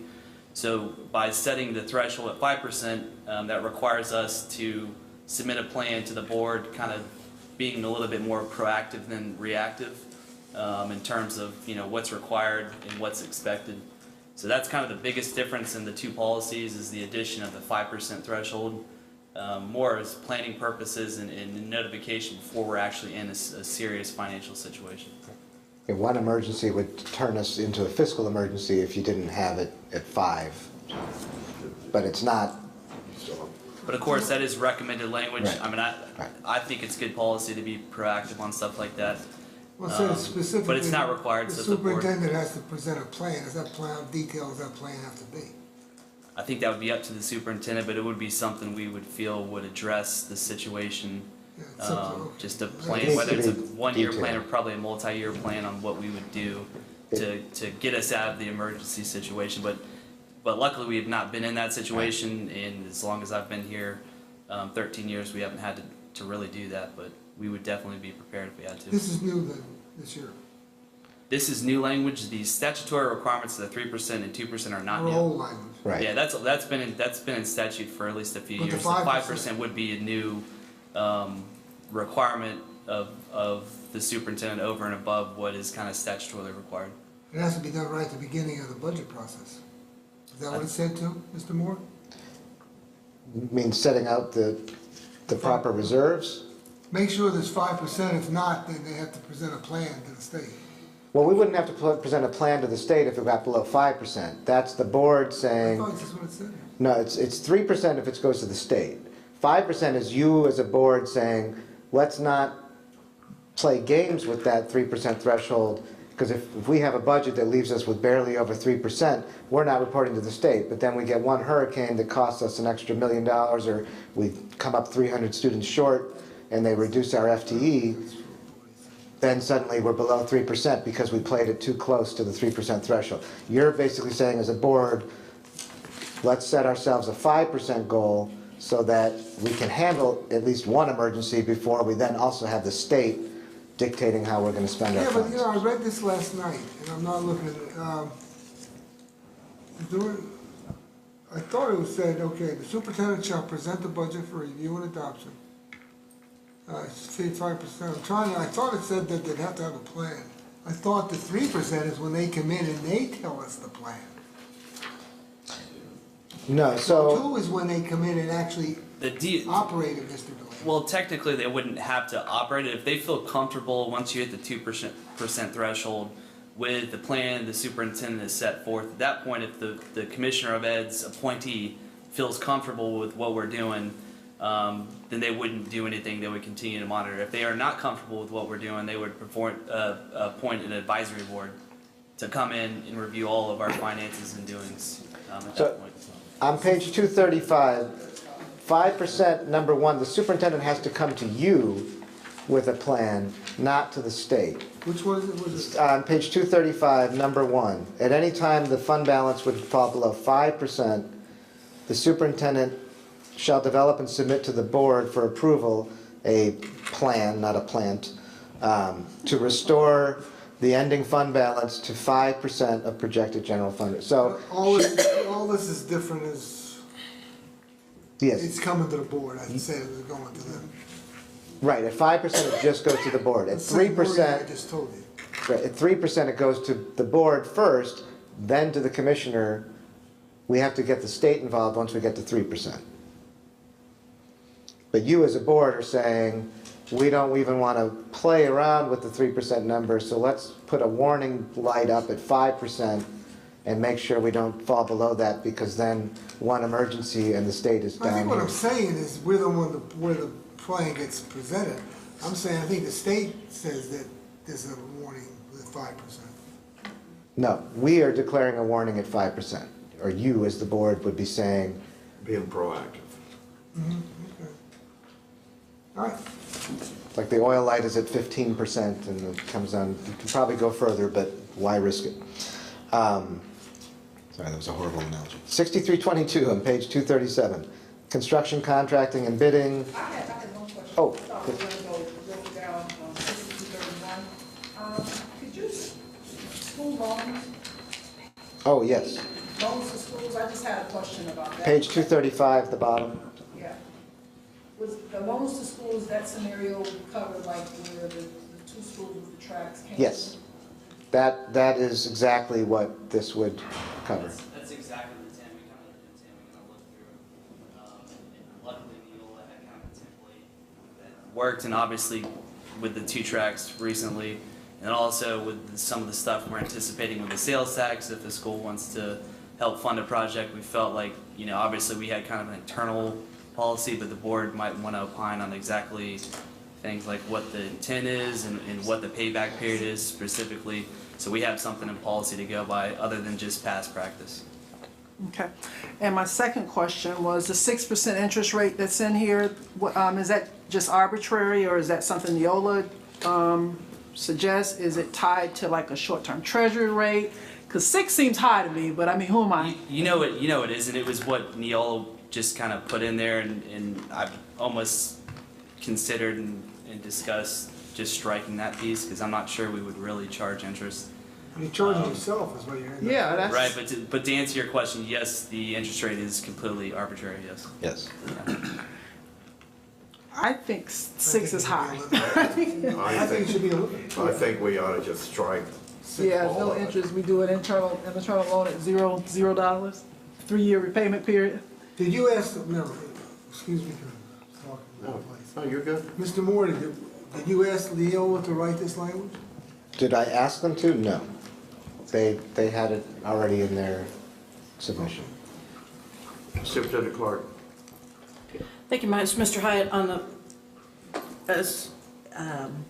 On letter D2, where we talk about 3 years or less, I'm like, I guess it's a twofold question. yeah. Number one, does that impact what we've already done? The board already voted to approve Yeah. those 5-year plans for Gainesville High School and Santa Fe with the track. I wouldn't use this to retroactively change what the board approved. Okay, so then the second question would be, coming up in that rotation of other schools, like say when Eastside, if they're next on the rotation and wants to do the same thing for the 5 years, if the board wishes, and I don't know, to put a caveat in there that we could always say 3 years or less, unless, you know, approved by the board or something like that. So if the board wanted to extend that same 5-year plan to other schools for that type of work, or for big special projects, Or we is could that? just stick with what you've done and just make it 5 years or less. No, I think what Mrs. Clark is saying is better than what you're saying. 3 years or less unless otherwise approved I by the wouldn't mind board. seeing it deleted, but I think what you say handles deleted. Well, I would assume if we're gonna front the money for that large of a project that would require more than a 3-year term, obviously we would want that to be Right, I board understand. approved. So I think what you're saying is that a would good give the board the idea. opportunity to extend that if they wanted to. And if that's the case, in some ways you might, as Dr. Paulson was saying, just eliminate the restriction and, you know, something small, we bring it to the board and recommend that there be a 2-year repayment schedule, the board approves it. If it's a bigger thing, a 5-year repayment schedule, Or whatever we had seen. or 7-year, 10-year, you know, whatever's appropriate. Like when I brought that suggestion of how to pay for it, I just want people to work before they ask for money, that's all. Right.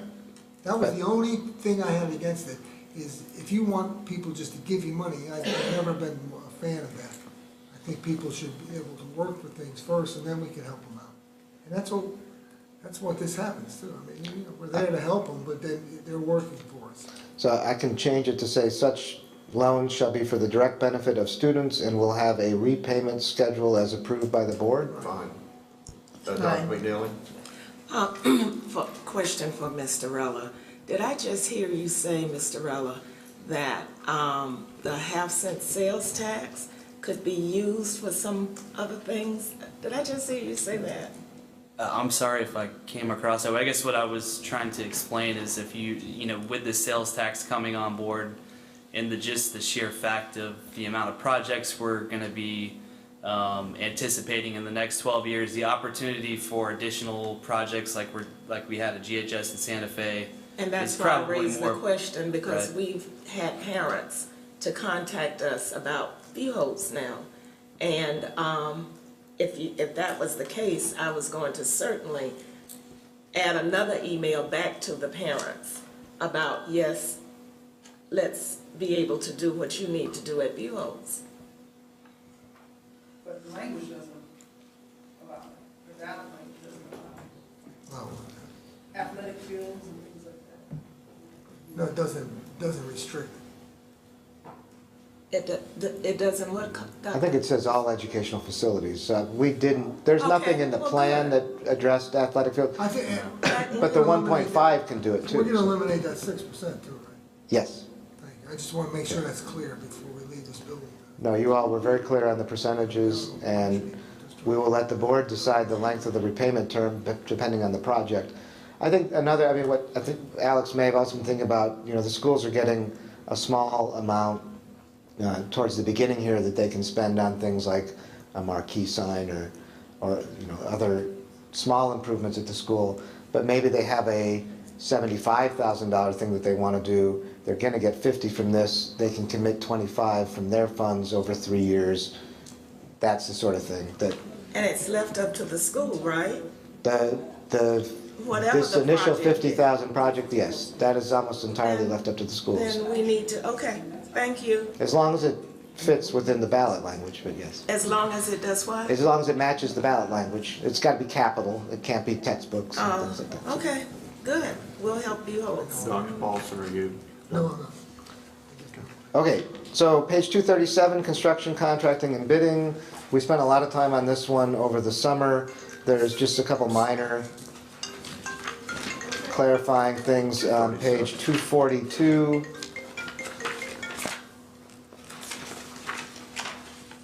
That's just a legislative change. Apparently, we can operate facilities with the same as the charter school facilities in some limited circumstances. 6325 on page 244, procurement of federal and grants and funds. This came to us, this is just Neola clarifications. We did make a slight change on page 245, micro purchases. The federal government keeps changing the number and the name, and so we're referencing whatever the feds are doing now rather than putting it in a number and then 3 months later having them change it again.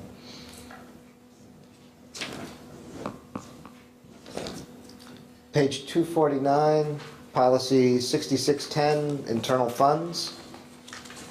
A lot of changes here. I think Neola spent times with auditors in other districts and really tried to beef up what they're doing here. I don't know if Alex, I don't think you had any comments on this, did you? So we met with staff, and I think what we kind of determined is the Neola recommendations in large part are kind of in the Red Book, which is our accounting Bible, if you will, and also in statute. So I think when we looked at our current internal funds policy, it's very limited in terms of what it explains. And the Neola policy really gives some depth to what we're actually in practice and what we're doing. So I don't think there's any business process practice changes in here in any way, just kind of formalizing what we're already doing.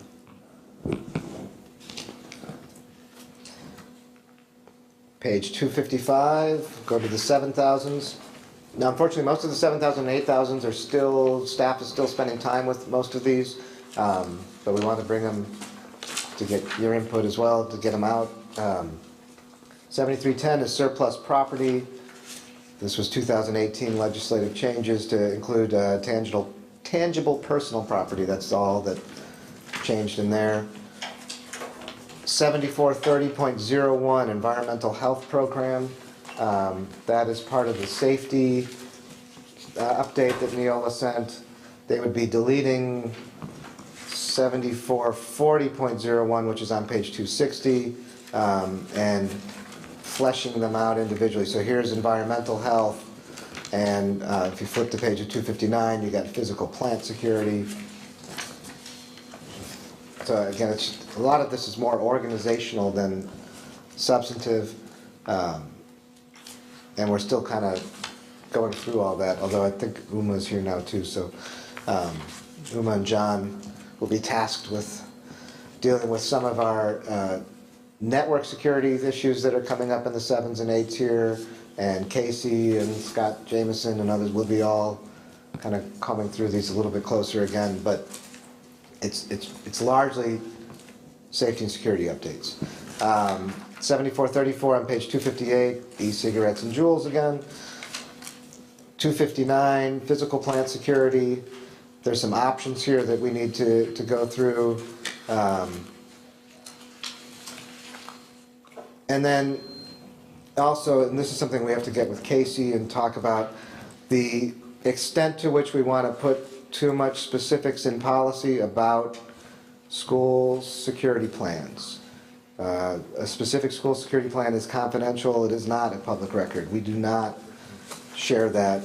And so how much we want to put in public board policy about single point of entry, lighting restrictions. You want him to speak to that, he's here? Or are we okay? If you'd like to hear from Casey, that's why I brought him. I mean, but that's something that we'll be reviewing. And actually, I mean, and that is, it's ultimately going to be Casey's call on what I bring you in terms of specifics. If we get, I don't want to get too specific and be too Would you like to, detailed. would you please address that, not specifics obviously, but the way we're going to approach it? Yes, Mr. Chair. As you know, a lot of the things we do in the safety and security plans, we don't need to have publicized. As we go through them, I would probably be leaning towards not putting out for public dissemination. I would make that determination based on. Okay, thank you. Yeah, I mean, you know, we might do something as simple as securing entries and video cameras and other security measures without having the board specifically say, we'll use bulletproof glass or not. Because if we don't put it in, does that mean we don't use it? It's just, once you start listing things, I don't know. So you're going to revisit this? Yes, it was just, okay. and just for timing purposes, so that we don't have to do this more than once, because even though I love doing this. We wanted to bring them to you so that we could have the discussion all at the same time. But we'll still look, and there's a chance for the public to weigh in on them too. So 7530. Before you leave that, excuse sure. me, and I'm sorry I didn't put my light on. I heard Officer Hamilton say, and I certainly agree with him, but will there be a closed session for board members to know what's going on? I would highly recommend that we have that. Oh, thank you. Okay. No, thank you. There's a lot that has taken place this year that you all probably need to be made aware of, but that would be in a very closed, non-open to the public meeting. Okay. So on page 262, 7530, lending of board-owned equipment. It's not something we really do all that much, but it's just, again, that was just Neola clarifications.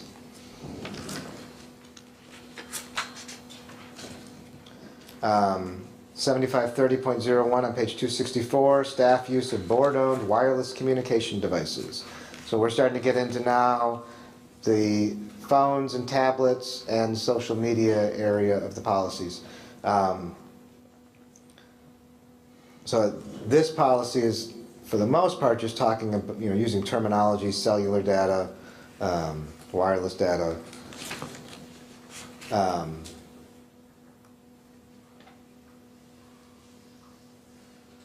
Disposing of the equipment on page 267. The bigger stuff comes on page 268, staff and school officials' use of devices. As I said, we're still reviewing it, but you can see this is actually, it's instructive just in what Neola sometimes sends us. Option A, option B, option A, option B, option A. There's lots of options and things that you can follow. Now, a lot of times you all selected that option in 2007, the first time we considered one of these policies, or other times it's new like this, and you see it from scratch. I have notes from when I was going through this that I prefer option B on the first page there, 268. I circled telephone calls and email. But that's obviously something that, this is stuff that John and Uma need to be much more heavily involved in, just in terms of what devices we have out there, what our networks can do. But we generally do not want texting on, well, work texts of any kind, because archiving that, preserving the public record is next to impossible, or very expensive. So that's where I was leaning towards option B. Sometimes you can't help it. Sometimes somebody might send you an email, particularly you all as board members might get an email on your personal email account. When I get one, I just forward it to my work email so that the record's there. On page 269, there's option A and option B. I put an initial check next to A.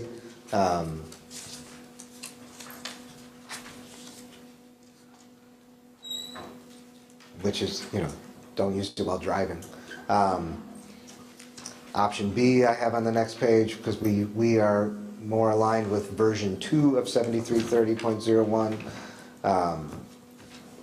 Basically turn in the equipment when you leave. But there's a lot of stuff there. It will look a little bit more cohesive without all these empty boxes once our IT team is finished with it.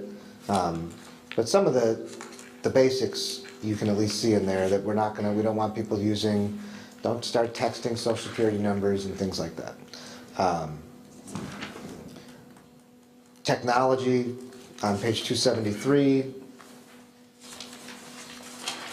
Again, it's just kind of lining things up with some of these other policies. The biggest issue, well, it's not the biggest issue, but a large issue in this area is all these apps and online resources that teachers have that are not on our district server, Class Dojo, Remind, Blooms, there's 50 others. And how secure are they? What is that company doing with the information? Do the parents who do not wish their child's information to be on Class Dojo, how does the teacher then manage when only 16 of the 18 have approved?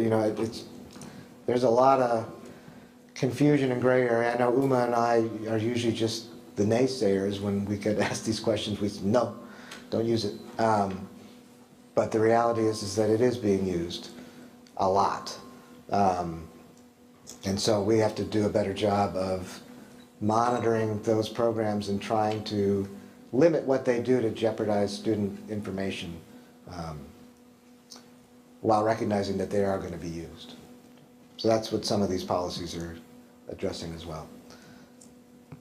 And if I said anything wrong there, Uma, please jump forward and come to the microphone. Is he running? He's here.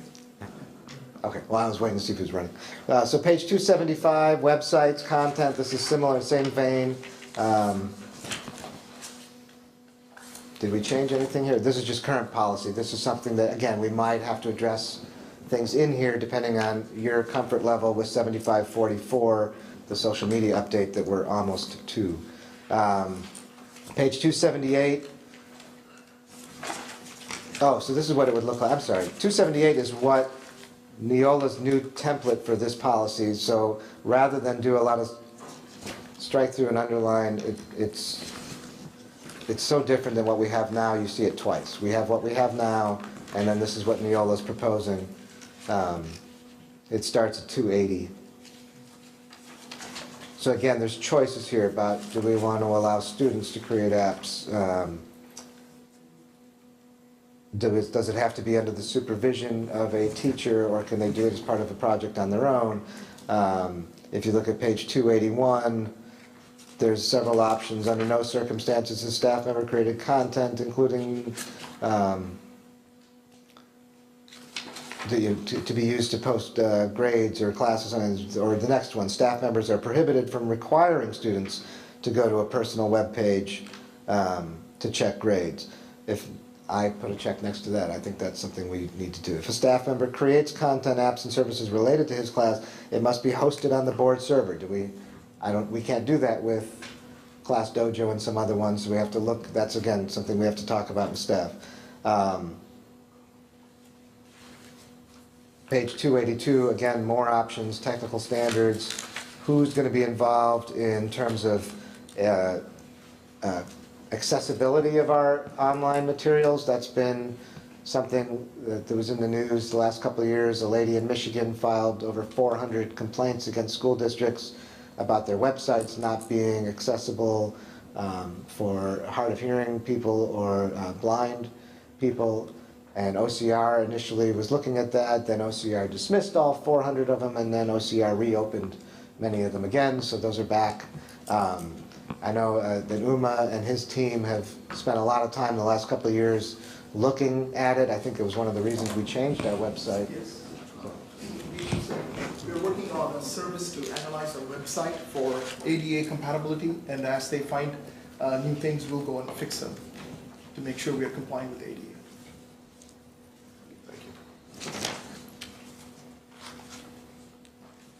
So I mean, if there's questions, this is really kind of dense and it's open-ended in some ways right now, so I don't know if that makes it easier or harder. So staff is going to narrow this down? Yes. A bit, and then? We will propose options to you. If you don't like the way that sounds, there are obviously the other options, and, you know, but, and they're not normally this open-ended. Like sometimes Neola will send something with two options on the entire policy. There's a whole lot of puzzle making to go together here, and a lot of it is going to be dependent upon our capabilities as a staff. You don't want to prohibit things that we can't even monitor. At the same time, you don't want to encourage things that are potentially harmful to people themselves or their information. So it's a difficult balance, and it doesn't get any easier the more and more technology continues to expand. Page 286, use of technology by board employees. That's the current policy. That may require some changes. Staff technology acceptable use. Page 292 is the Neola template with all the revisions. Again, there's, you know, they've got drafting notes, things that we have to kind of look through. I have a check mark on page 294. An employee's personal or private use of social media may have unintended consequences. While the board respects the employee's First Amendment rights, those rights do not include permission to post inflammatory comments that could compromise the district's mission, undermine staff relationships, or cause a substantial disruption in the school environment. And this is the law now. That's what most of the First Amendment cases involving employee rights talk about anyway, but it spells it out. But there's one area, and it must be in the next policy, that I wanted to be less, no, not the next one. So it's 75, Is this also based on statute? Yes. Well, it's based on statute. Some of it's federal law, some of it's just First Amendment free speech rights. Generally speaking, an employee can speak to a public matter, whatever their will is, and we shouldn't interfere with that. But it's different to, I don't know, come in and say, I'm going to teach every parent how to violate the law and not take the FSA. We might all think that testing is overburdensome and that the law is ill-advised, but we as a district are required by law to administer it, and to have employees arguing against it would be counterproductive to our mission and our ability to get students to show up and take the test that we need them to take. So I don't know why that example came to mind first, but 7542, use of personally owned wireless communications. So this is your own personal phone, using it at work.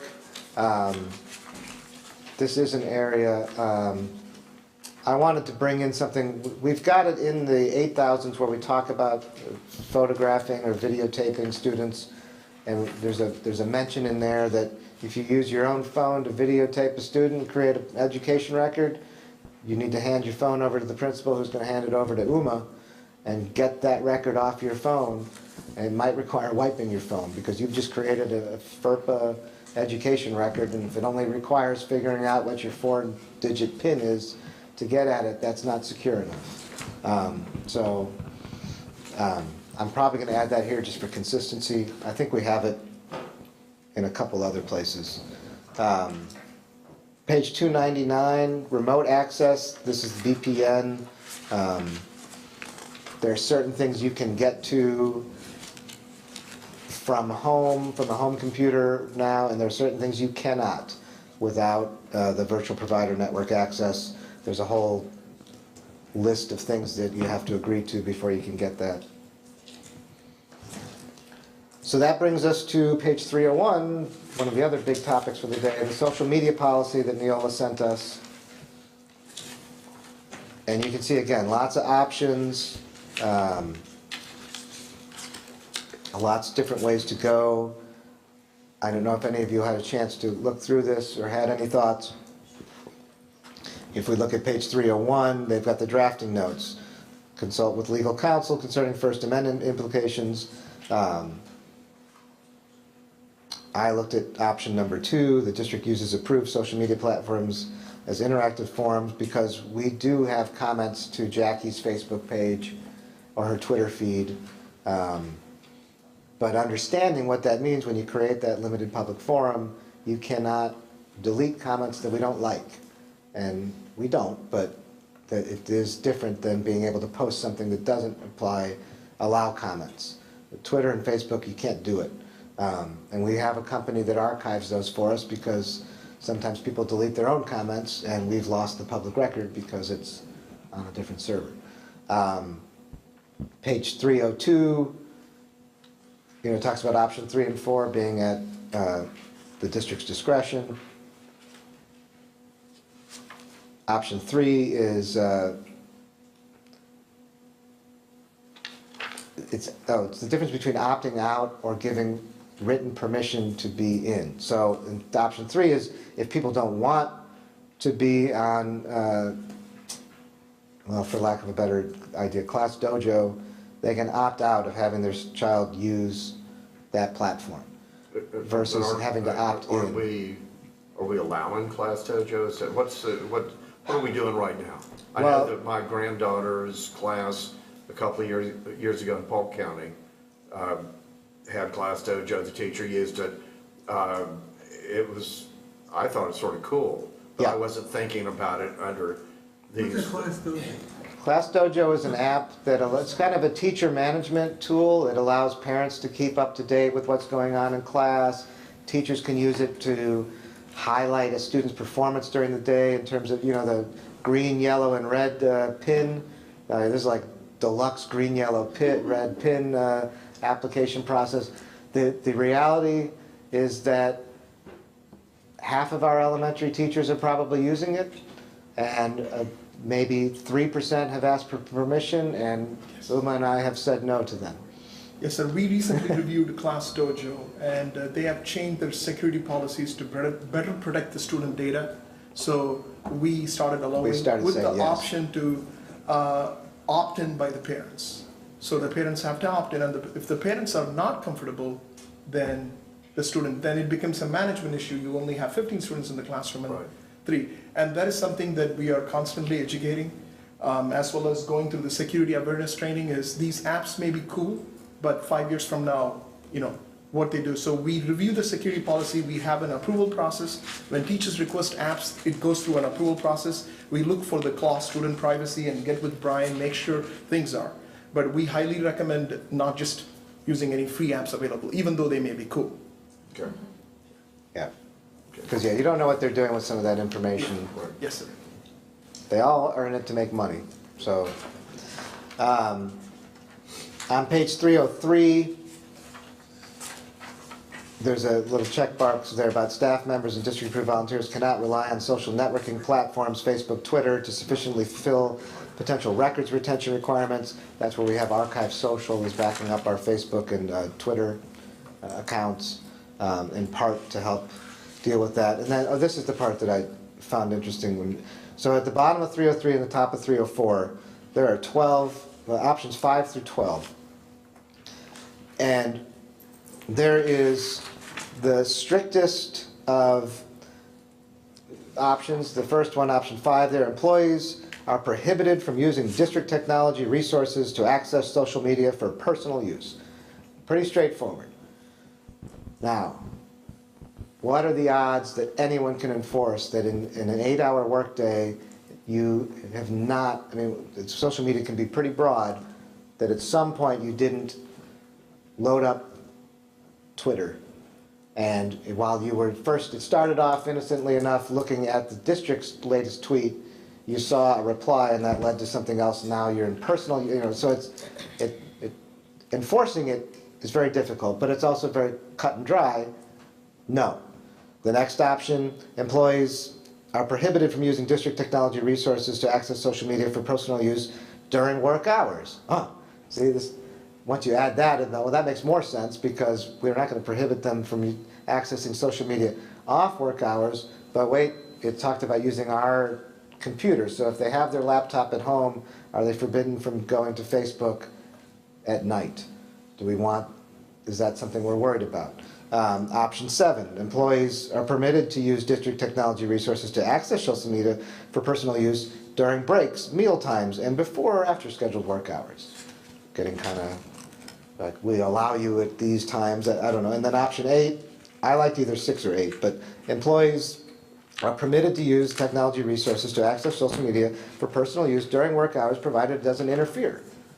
So the main thing is, what's your job and are you doing your job? If you're not doing your job, that's a problem. Having blanket prohibitions sometimes are harder to enforce than just determining whether or not you're still doing your job. So these are all things I'm sure we'll meet, but those are things for you to keep in mind too, that sometimes the clearest policy is the hardest to enforce, and sometimes you just don't want to be that clear because you just want to know whether or not they're doing their job without getting into that level of detail. But, and the same then with 10, 11, and 12. Can I use my phone at any point during the workday to click on my Yahoo Mail account and see what they said about my meeting tonight for something like that? Is that okay? Or did I just violate board policy by spending 30 seconds doing something personal during my 8-hour workday, or however many hours I'm here? But so those are things to be thinking about. We'll narrow it down and give you a clearer path, but those are the sorts of things that have to kind of, what are our capabilities of monitoring so that we don't create policies that can't be followed or at least enforced. So, but I thought that was interesting in here, and I don't know what you all think about social media and how much we want to emphasize it in policy. How much of you hear about it during that? I mean, that's, Uma and I have been hearing for years about these apps, and we want to use these, and it's so cool, it's so neat. And then you read their privacy policy, and it seems like fair game, anything goes. And so we tell them no, knowing full well that thankfully this one teacher had the foresight to ask, because she probably heard, or he heard, 38 other teachers are already using it at the same school, and we don't know all that. There's no way to track just how many teachers were already using it. Class Dojo has become a lot more school friendly over the years, and so we're okay with it now, but 3 years ago it wasn't. And so I kind of want a feel from you all, because we can get really prescriptive, we can be more general, but it's a real problem, and it's something now. I mean, there are people, Stoneman Douglas recommendations might come down with the board's responsibility to be monitoring social media for student postings after hours. I think it probably would be a good idea to talk with principals and see what their perception is. I think in most cases it's not a big problem, and I would hate to see us, address something with a very heavy pressure when it's overreacting. Anything, of course, that protects the privacy of students that's non-negotiable.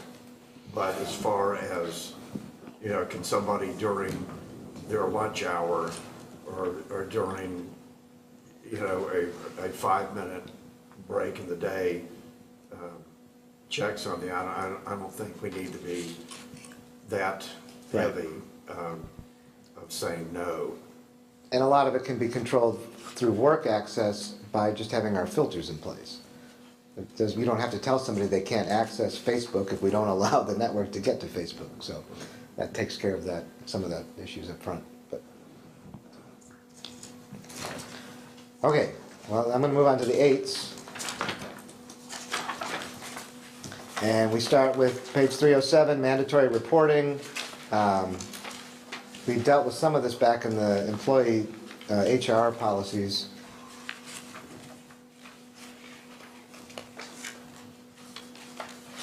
Language here that's just tying things together.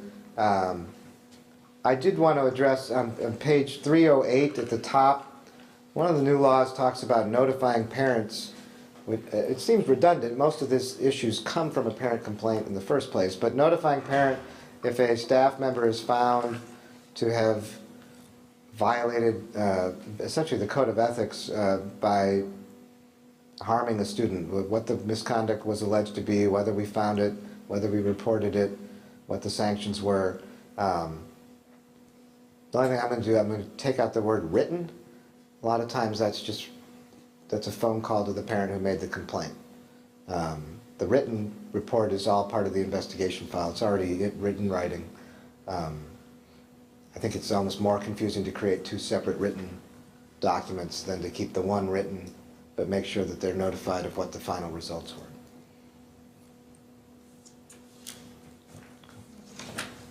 Page 310, 8315, information management.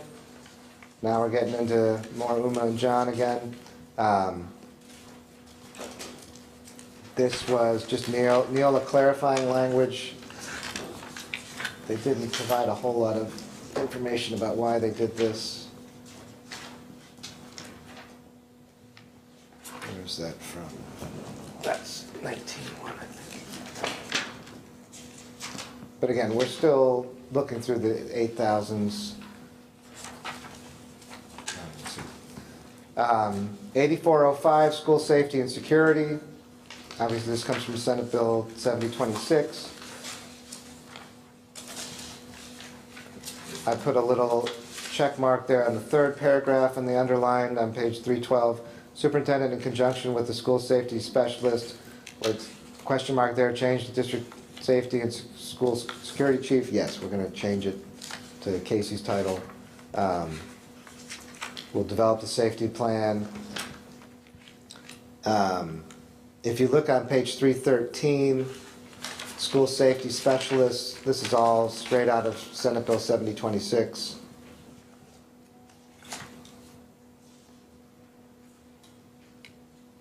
Recommendations on 314. That one I need to look at. I need to talk more about Casey with. It says, based on findings of the school security risk assessment, the school safety specialist must provide recommendations to the board. That would be bypassing the superintendent. So I'm thinking I'm going to just change it to the superintendent will provide recommendations to the board.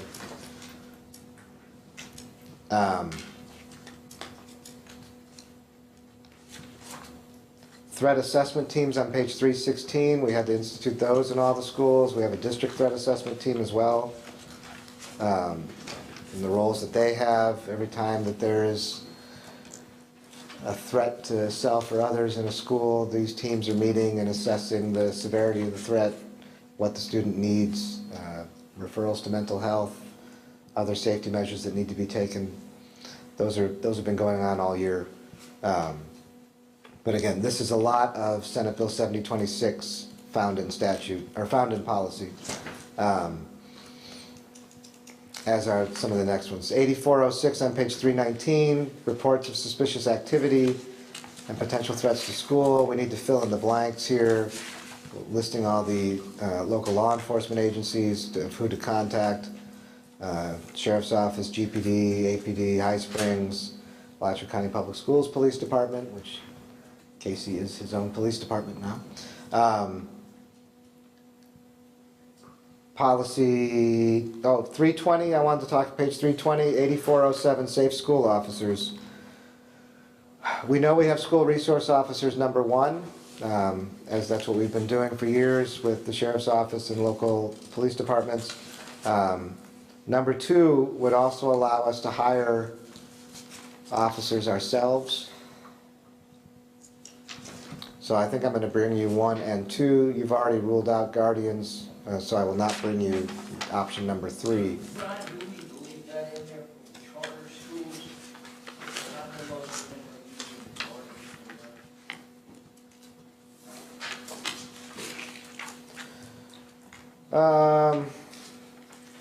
We might want to say each traditional public school in the district, maybe to clarify that the policy is only talking about the schools that we govern. I think it might be more confusing to authorize guardians for charter schools. I think that's something that they need to do for themselves. So if we restrict the policy to be talking about our schools, that's probably better than, as otherwise we have all 3 options checked and it gets confusing as to when one's allowed or not. So I'm going to make a note to myself to put that. Traditional public schools. Board governed. Or board governed, okay.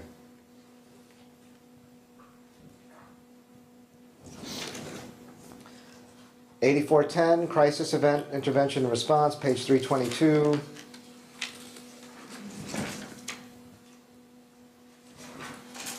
It's more Senate Bill 7026, just adding a couple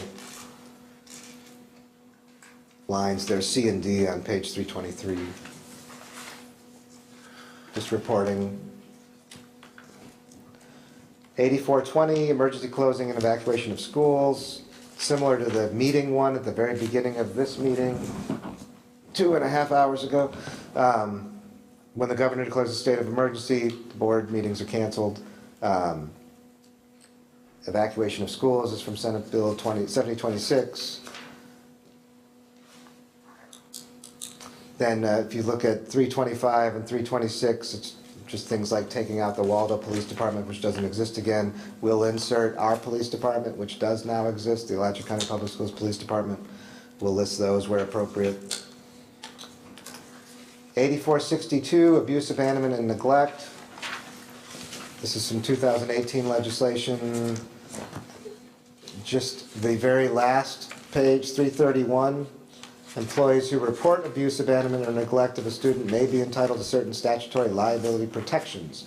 So that we want people to come forward and report these things, and we will protect them if they do, and the state will protect them.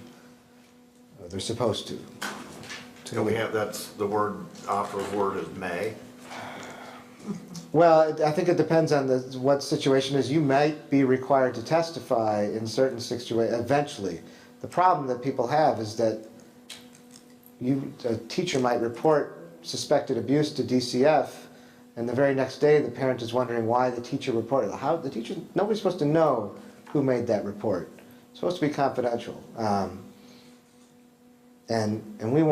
I personally want to protect the person making the report as much as possible, meaning like you shouldn't get a defamation suit filed against you. Could it be shall instead of may? I think it's because it's coming out of the statute's probably not a guarantee. Okay. So, and it's not really. Sure, the statute's not a guarantee. I will look again, but there's not going to be an ironclad guarantee. It's not something we can guarantee anyway. It would be something that the state. It would be protections from certain lawsuits, defamation. If you report something and it's wrong and something else happens or something goes right, like you're not going to be responsible for what somebody else did. The way you could be responsible for failing to report something. Dr. Paulson. Well, if they're entitled to it, doesn't mean there could be a discrepancy of whether are they really entitled to it, but that's what I'm saying, shall be entitled to certain statutory liability protections. That's why when you check that in the statute, if we could put shall in there, I think we should. It's probably not something we have the power to grant, but. But probably is not good enough. Okay. I'll look at it again, but it's going to be, there are certain areas where you will get the protection and there's certain things where you would not. Well, you might not, it might be a discrepancy and that would be decided by somebody else. Right. We could offer that to them. It's not something we can offer one way or the other. We can't offer them protection from liability. If they do something, if you violate the law. Well, if you're entitled to it, then it becomes a Right, but it would still be a state law issue, not a school board issue. because it's going to come up in another form. It's going to come up in a DCF reporting situation where somebody might file a complaint or charge you with defamation. You said that I beat my child and I didn't. Well, if the child reported it and we reported it as we're required to, you're not going to get a defamation lawsuit against you. You're going to be entitled to protection from that. Let's see what statute says.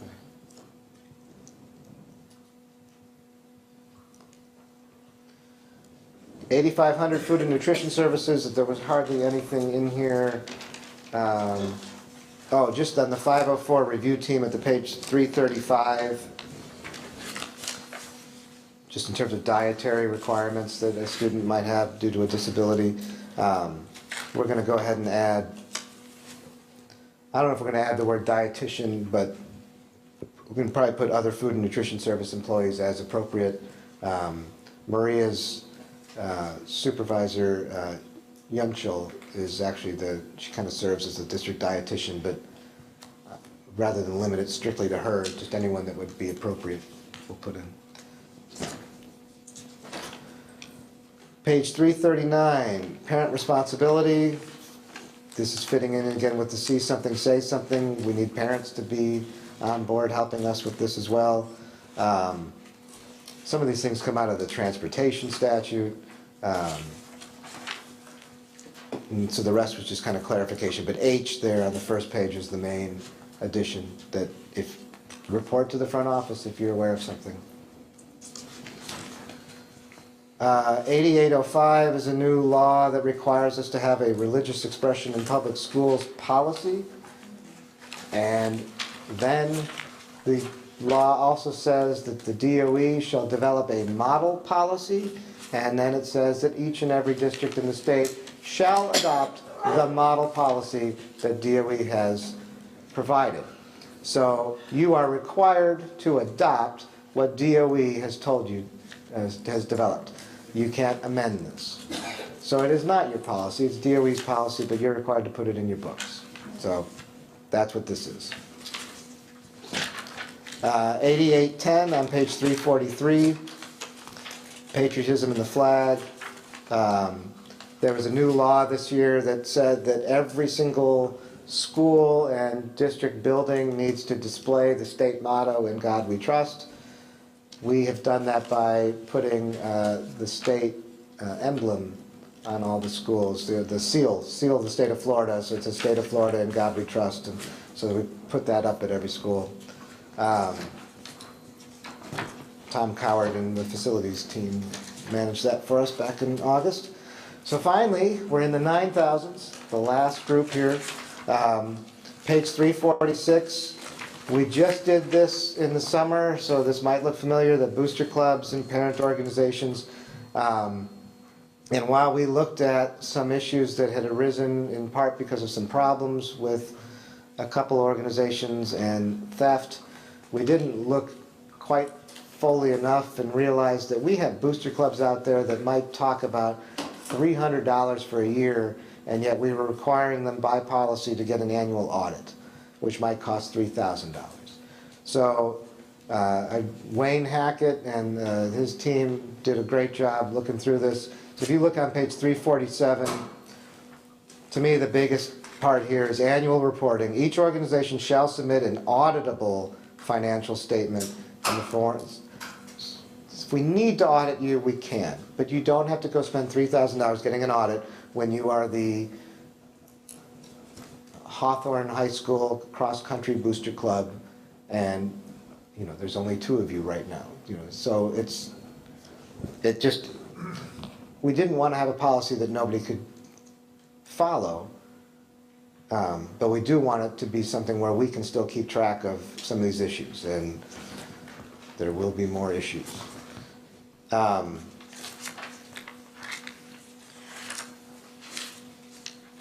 And I think also, page 348, clarifying a little bit, principals need to know what's going on with the groups that are using the school's name for their activities, whether it's supporting an athletics or an extracurricular club or whatever they might be doing on the campus with the goodwill and thanks of the campus.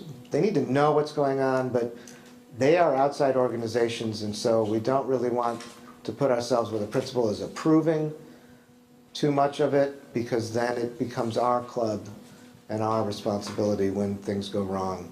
And these are supposed to be independent organizations acting for the benefit of a specific sport or club or other activity. So. Charter schools, we have this split up into multiple policies. Again, the legislature tinkered a bit this year. There's one thing that Everett and I spent some time on in looking at this, and that is on page 352 when we're talking about the applications. The legislation changed to talk about a February application deadline for schools to open 18 months later. But they didn't really delete the old language about an August deadline, and it's not real clear. It says beginning in 2018, the deadline is February, and they left the other stuff in. So we're taking that to mean beginning in 2018, the new deadline is February 1st. So charter schools can apply. If they get the application in by February 1st, it is to open up 18 months later. So if we got one in the next couple days, it would be to open up in August of 2021, a year and a half from now. They can delay it an extra year if they want to, but that's the standard one. So, because it probably makes some sense, because most schools were so rushed submitting their application less than a year before opening. Our process of reviewing it and then negotiating a contract, we were well into, only a few months left under the old process. And a lot of them were taking an extra planning year anyway. So it made some sense, but we just wanted to clarify. We don't have two application deadlines. We don't have a flowing open application window. You got a 60-day window before February 1 to submit your charter school application. The rest is largely just some tweaks to the language in response to amendments to 1233, the charter school statute. There's several references to they have now the option to take 2 years to plan and prepare before they open, instead of just one planning year like it was before. But nothing major. Dr. Paulson. The next one, you got to that, about the 30 days, approving an application, negotiate a contract? Which page? 98.02.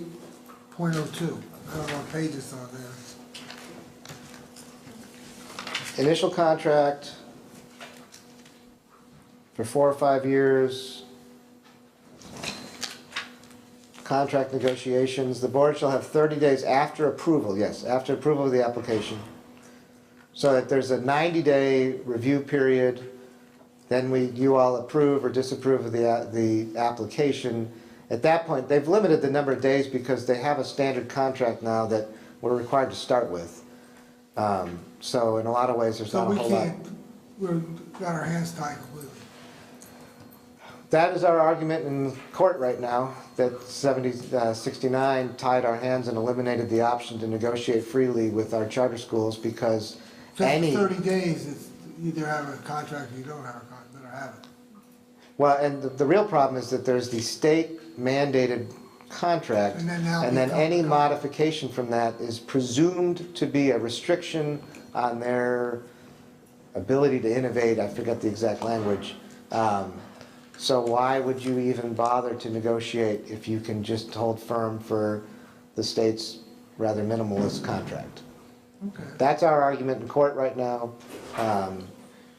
We have actually had great success, though, with our own standard contract that we have used with every school in the district, and every school in the district has preferred the Alachua County model to the state model. So we will continue to offer them that at the beginning, and if they accept, then that's what we go with. But they don't have to. So that's why the window is so short. So if there aren't any other charter school questions, I'm going to declare myself finished.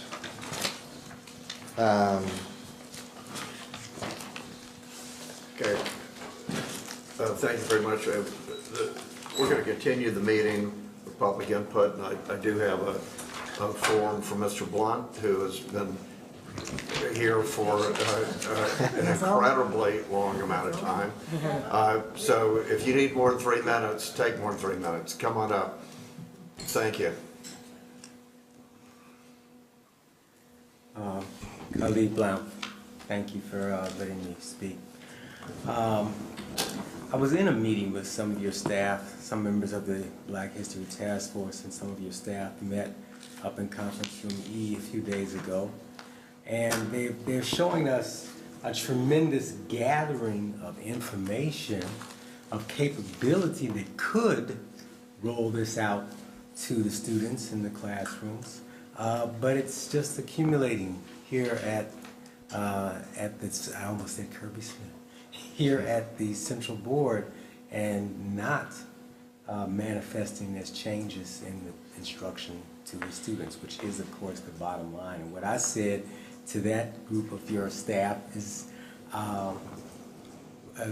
we with the community group, the task force, don't believe that we are on any path toward real classroom change till we begin to see some of that material on the end of course exams. We understand what actually gets taught and what the evaluations are based on. Students are graded, teachers are evaluated. It's what's appearing on the end of course exams that will be taught. So there's nothing serious going on until, and I hope that when that step comes, that you will involve community groups like the task force or others in thinking about what to put on the end of course exams. That law from 1994, indeed it is titled Required Instruction, K through 12. Mr. Moore made reference to it on, I guess page 120 makes reference to Florida Statute 1003.42. Its opening paragraphs, you could call a preamble, makes liberal use of the words must and shall. It's making it clear that these are, and the title of the law itself, Required Instruction, is making it clear that there was an expectation that this would be taught, but the implementation structure was not done correctly with that law way back in 1994. 10 years later, in 2004, I went to Tallahassee. I was with a group of people from around the state who met with the superintendent, with the commissioner of education at the time, and talked about the possibility of this implementation. And I also got to talk with several members of the Florida Conference of Black State Legislators who were still in office, some who had been involved in the 92-93 legislative year in composing that law and getting it passed in 94. Now, if you look at that law, it's got sections A through T, 20 different sections of things to be taught to students: women's history, Hispanic history, conservation of the environment, all kinds of things. But the paragraph H is the original genesis of the law, the paragraph on Black history. And the FCBSL members realized it was not going to pass without bringing in a bunch of 19 other support groups they brought in that got that law passed. But those that I spoke to in 2004, every one of them, in their first 1 or 2 sentences when we spoke, brought up the word infusion. Without any coaching or direct questioning from me, they were saying infusion, i.e. that this material has places in every subject, every grade level, every school. We're not looking for, do not desire separate, set aside, quote unquote, black courses. Now that may be a step along the way to start educating the faculty and the students on this material. But that's not the end goal. The end goal is infusion. And as I say, it won't be serious until it starts appearing on the end of course exams. As for the idea of school nurses and cannabis, you should keep an eye on what's happening around the country. Colorado legislature just did an action to allow school nurses to administer CBD oil. But as with most things, there's unintended consequences. The nurses found that their professional liability insurers were dropping them or inserting exceptions for that area of practice because it's not in Florida's or Colorado's scope of practice for nursing because of the federal prohibitions. And until the federal legislature moves toward actually legalizing at least medical marijuana, there's always going to be some trip falls in that idea. But research is finding, and a lot of it is anecdotal now because research is hampered by federal prohibitions as well, that a lot of conditions, particularly children with seizure disorders, many of these kids have gone through trial after trial of all kinds of medications and treatments, some of them very invasive, even brain stimulation. And their parents decide they're sick of the medical merry-go-round and go and try CBD oil, and suddenly their children are miraculously changed. So it's all anecdotal now, but we're seeing there's hundreds of individual cases coming up where this is really helping children. So it's important to keep track of, but we will have to see some action by Florida State Legislature at least, and ideally by the federal legislature. But again, you see, I heard one of you talking about a different policy, how things are in the policy, but where's the implementation? Where does it actually happen? We've got great language going forward. That's how I feel in the meetings between the task force and your staff. We're seeing great work and great language, but where's the implementation? And that quote behind you, Abraham Lincoln, my favorite quote by him is, "History is not history unless it is the truth." So until we teach full history, and I still say that the stripping away of black history throughout the 20th century development of an education system that put America up front in the world economies. The development after World War II, U.S. education helped put this country in the forefront of so many areas of social leadership, social, economic, political, cultural leadership. But from the mid-70s forward, our system has been stumbling, and we need to recover it. It is a shame that in Gainesville, we see this wave of excellence in education that gets better and better the further west you go. Thank you, Mr. Blunt. As long as I'm thanking people, I want to thank Mr. Moore for his proposal. Oh, did you have also? Did you have a comment? I'm sorry. Come on forward. To the side here. I'm Carmen Ward, Alachua County Education Association President. I hope that you reconsider raising the local requirement of the fund balance to be 5%. We have a very conservative state government that requires that a district this size and a district of any size has a 3% fund balance. 2% of our fund balance is roughly $5.5 million that we would tie up, that could not be used on salary, that could not be used for our students, and it's unnecessary. And I disagree with it's proactive to tie up $5.5 million that's not required by our very conservative state government. 3% is required. Is that about roughly 2% of the budget is about $5.5 million? Mr. Rella?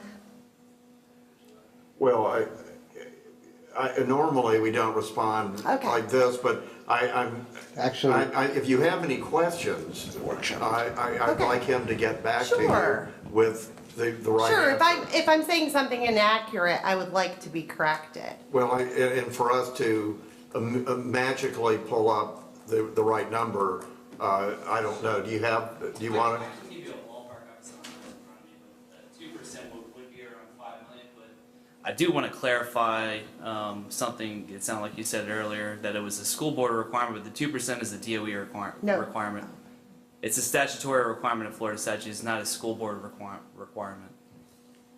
Correct. I'm saying increasing it by 2% locally would be tying up over $5 million that would not be able to be used on salaries.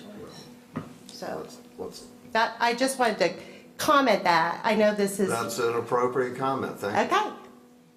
Okay. Any other public comments? Okay, before we leave, I know we're all ready, I just want to thank Mr. Moore, I want to thank staff for doing. Dee Dee Talbot? And Dee Dee. For taking all of the notes of trying to make sense of what we're saying up here, which is sometimes hard. And thank you, so like double thank you. We do appreciate all the work that's been put into this. So with that, we'll see you next time. We're adjourned.